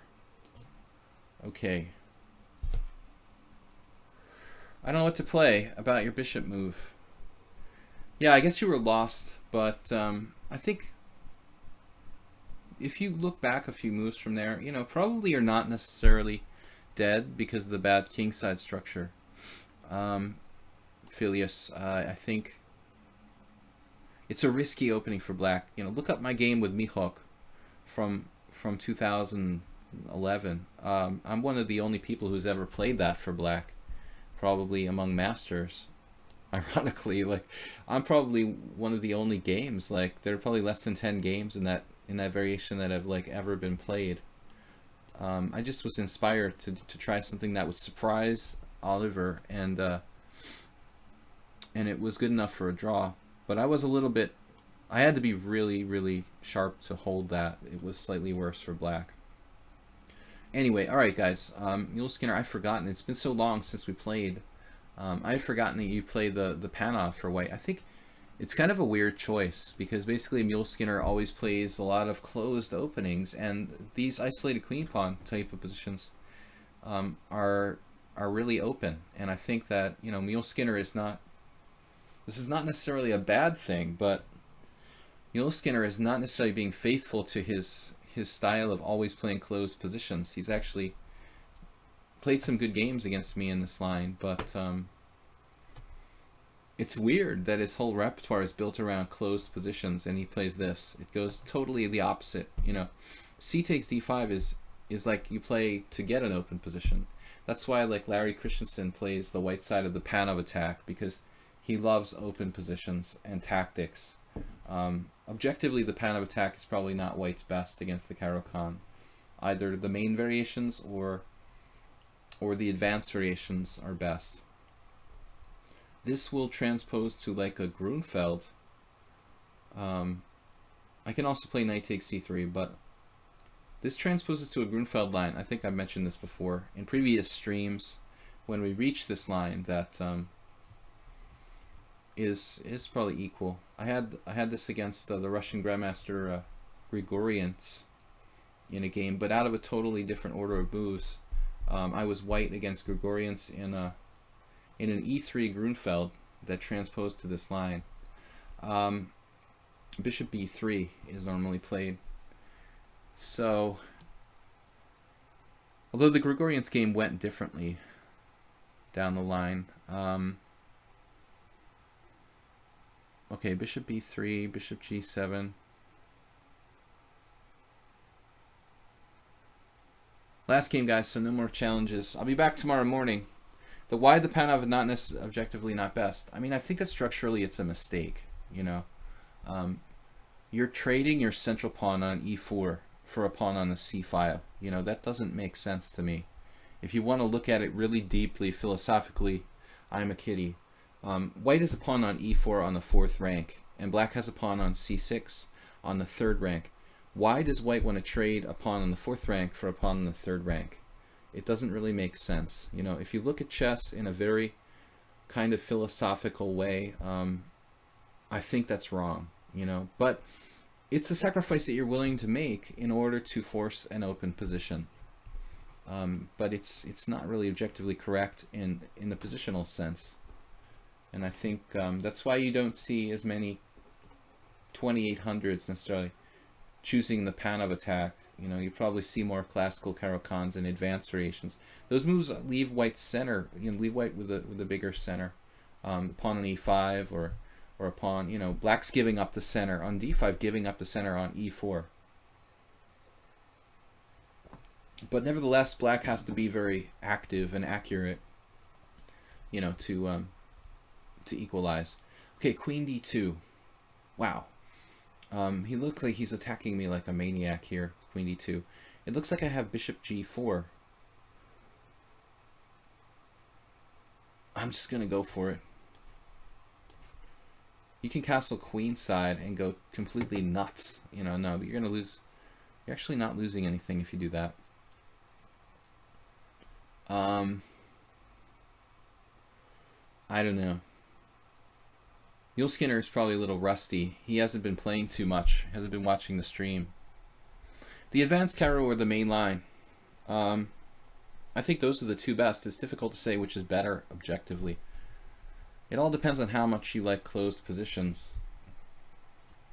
The structures are more closed in the advanced variation.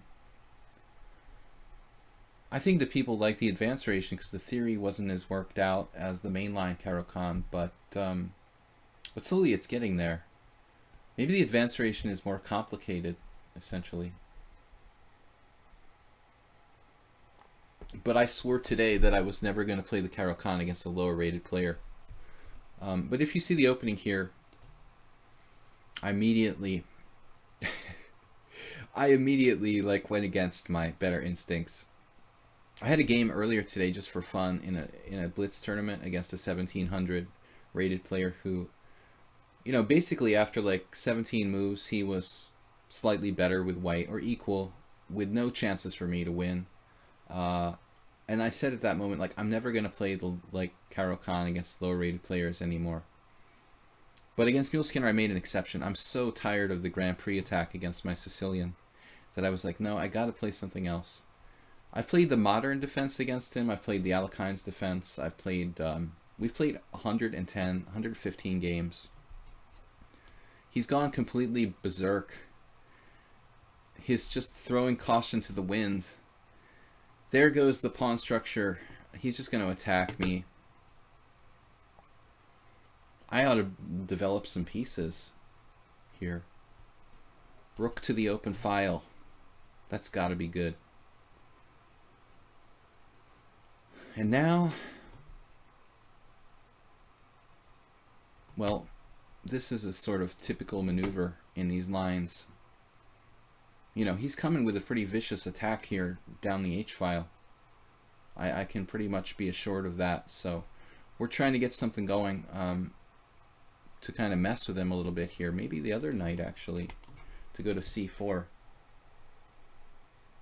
I don't have any pawn storm, except for like the b-pawn, maybe, to throw it in this Sicilian opposite side wing castling position. You know, I'm just hoping that, well, maybe I can play h5. I mean, that's something to consider here. This move would sort of possibly slow him down. Might slow him down for a moment.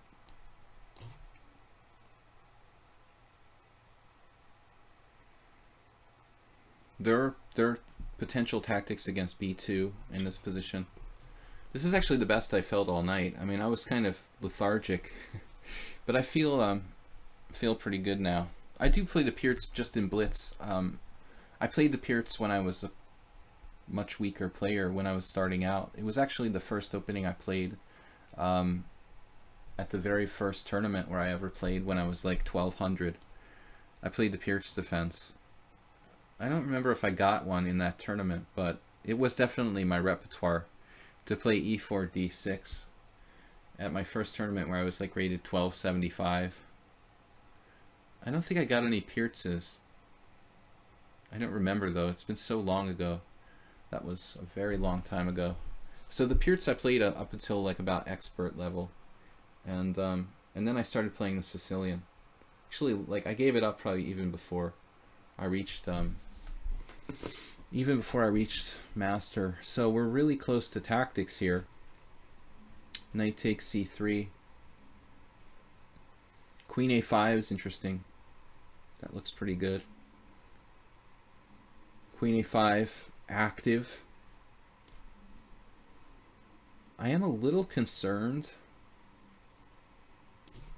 about knight e4 and how strong that piece can be there. As a kind of spoiler,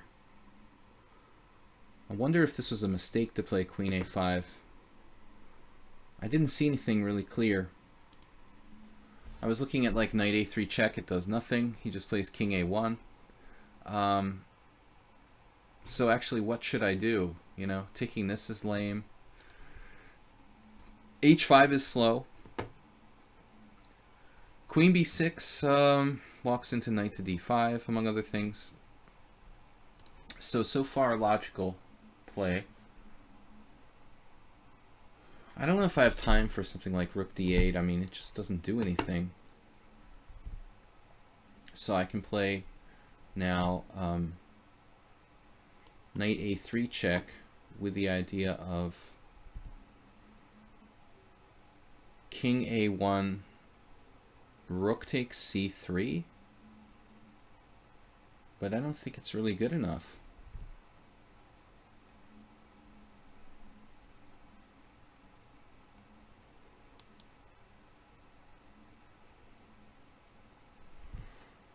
I mean, maybe I have enough time for rook to d8, but I still don't know what it does. I was looking at rook c6 and rook a6, but it kind of looks slow. It looks a bit slow for black. Still, it might be strong. Let's do it.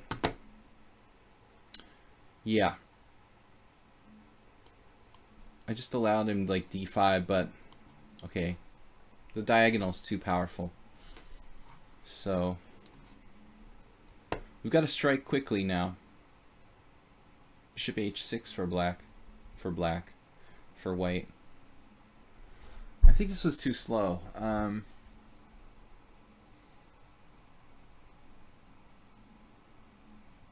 Rook c6 was probably a bad move. It was too slow. I could have played queen b4. I wasn't sure about knight d5 there. But that probably doesn't do a whole lot. I don't know. Rook c6 looks suspicious. Strangely slow. Now he has bishop h6. Speaking of the devil. But he's not threatening mate or anything like that. You know, we have to keep that in mind.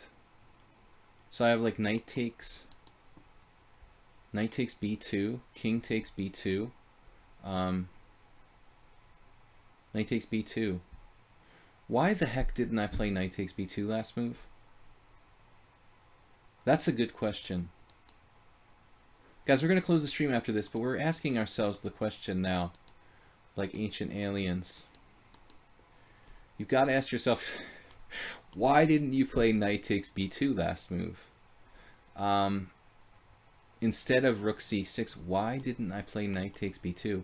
I hallucinated that somehow his knight was protected, like after something takes b2. So I had this move. I think it's just winning immediately. Just obvious.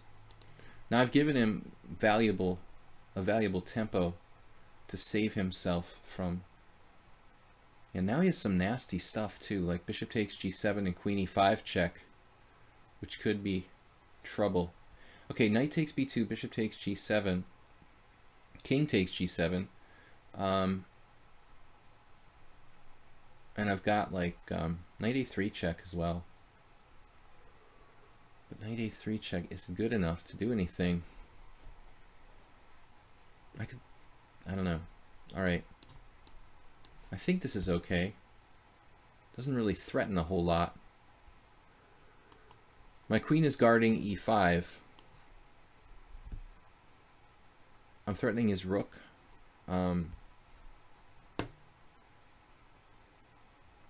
Anyway, I wasted a clear tempo. I guess I'm threatening like rook b6, among other things. Threatening queen takes knight. There is quite a few threats, but the problem is he has counterplay with like bishop takes g7.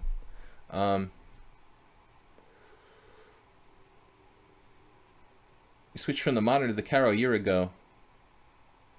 It's not that common. Why do you not play the Pierts now? Well, some of the variations are really... If I had to choose, I think I would play the modern rather than the Pierts. It's a little more flexible, and I don't think any worse. I was talking about this on my stream a couple days ago or a week ago. If you look at like the Opening Explorer or Chess Base, you'll see that actually the most high scoring variations are I wonder if I could consider like taking taking like on d1 here. Damn, that threatens like knight takes c3 check, which is devastating. Winning his queen. It's pretty awkward for him to meet that. You've got to admit. Knight takes d1.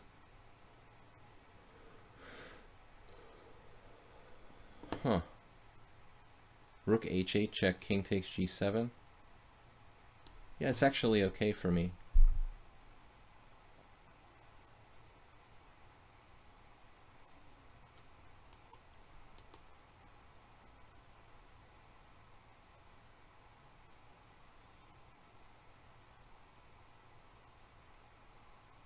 I don't see what he's got here, really.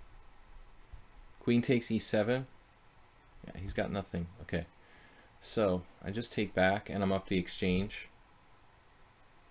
I could play rook b6 check, but it just helps him in a sense. I think we're just winning. Up a clear exchange, no counterplay. Okay, he has some threats, maybe queen e3. I've got rook h8 there. So there's no time for mating attacks. I mean, honestly, I think that Mule Skinner tried something here, but it's just like his structure and stuff it's too creaky, you know, for it to work. There's one last trick with like rook h7 check for him, basically. You can also play queen f5 check, rook h7, king takes, queen takes f7 check, king h6. There's no anything. Basically, there's no anything. There's one check. Yeah, it doesn't work. I mean, I just go here, and I take and walk up. I could even play king h8. King h8 is good too. All right. Nice try, Mr. Mule Skinner, but no cigar today. We're gonna wrap it up, guys. Let's see if this was sound all the way.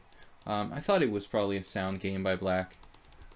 I wonder if anyone would be crazy enough to do this. I should have played knight takes b2 the move before. Was anyone, no one's crazy enough to do this, Mule Skinner? It's just too much.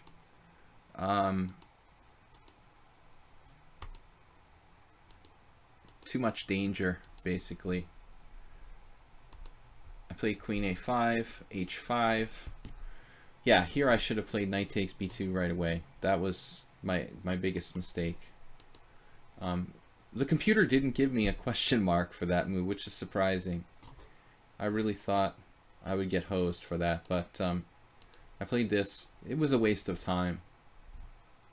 Now he could have played bishop c1 and defended, probably.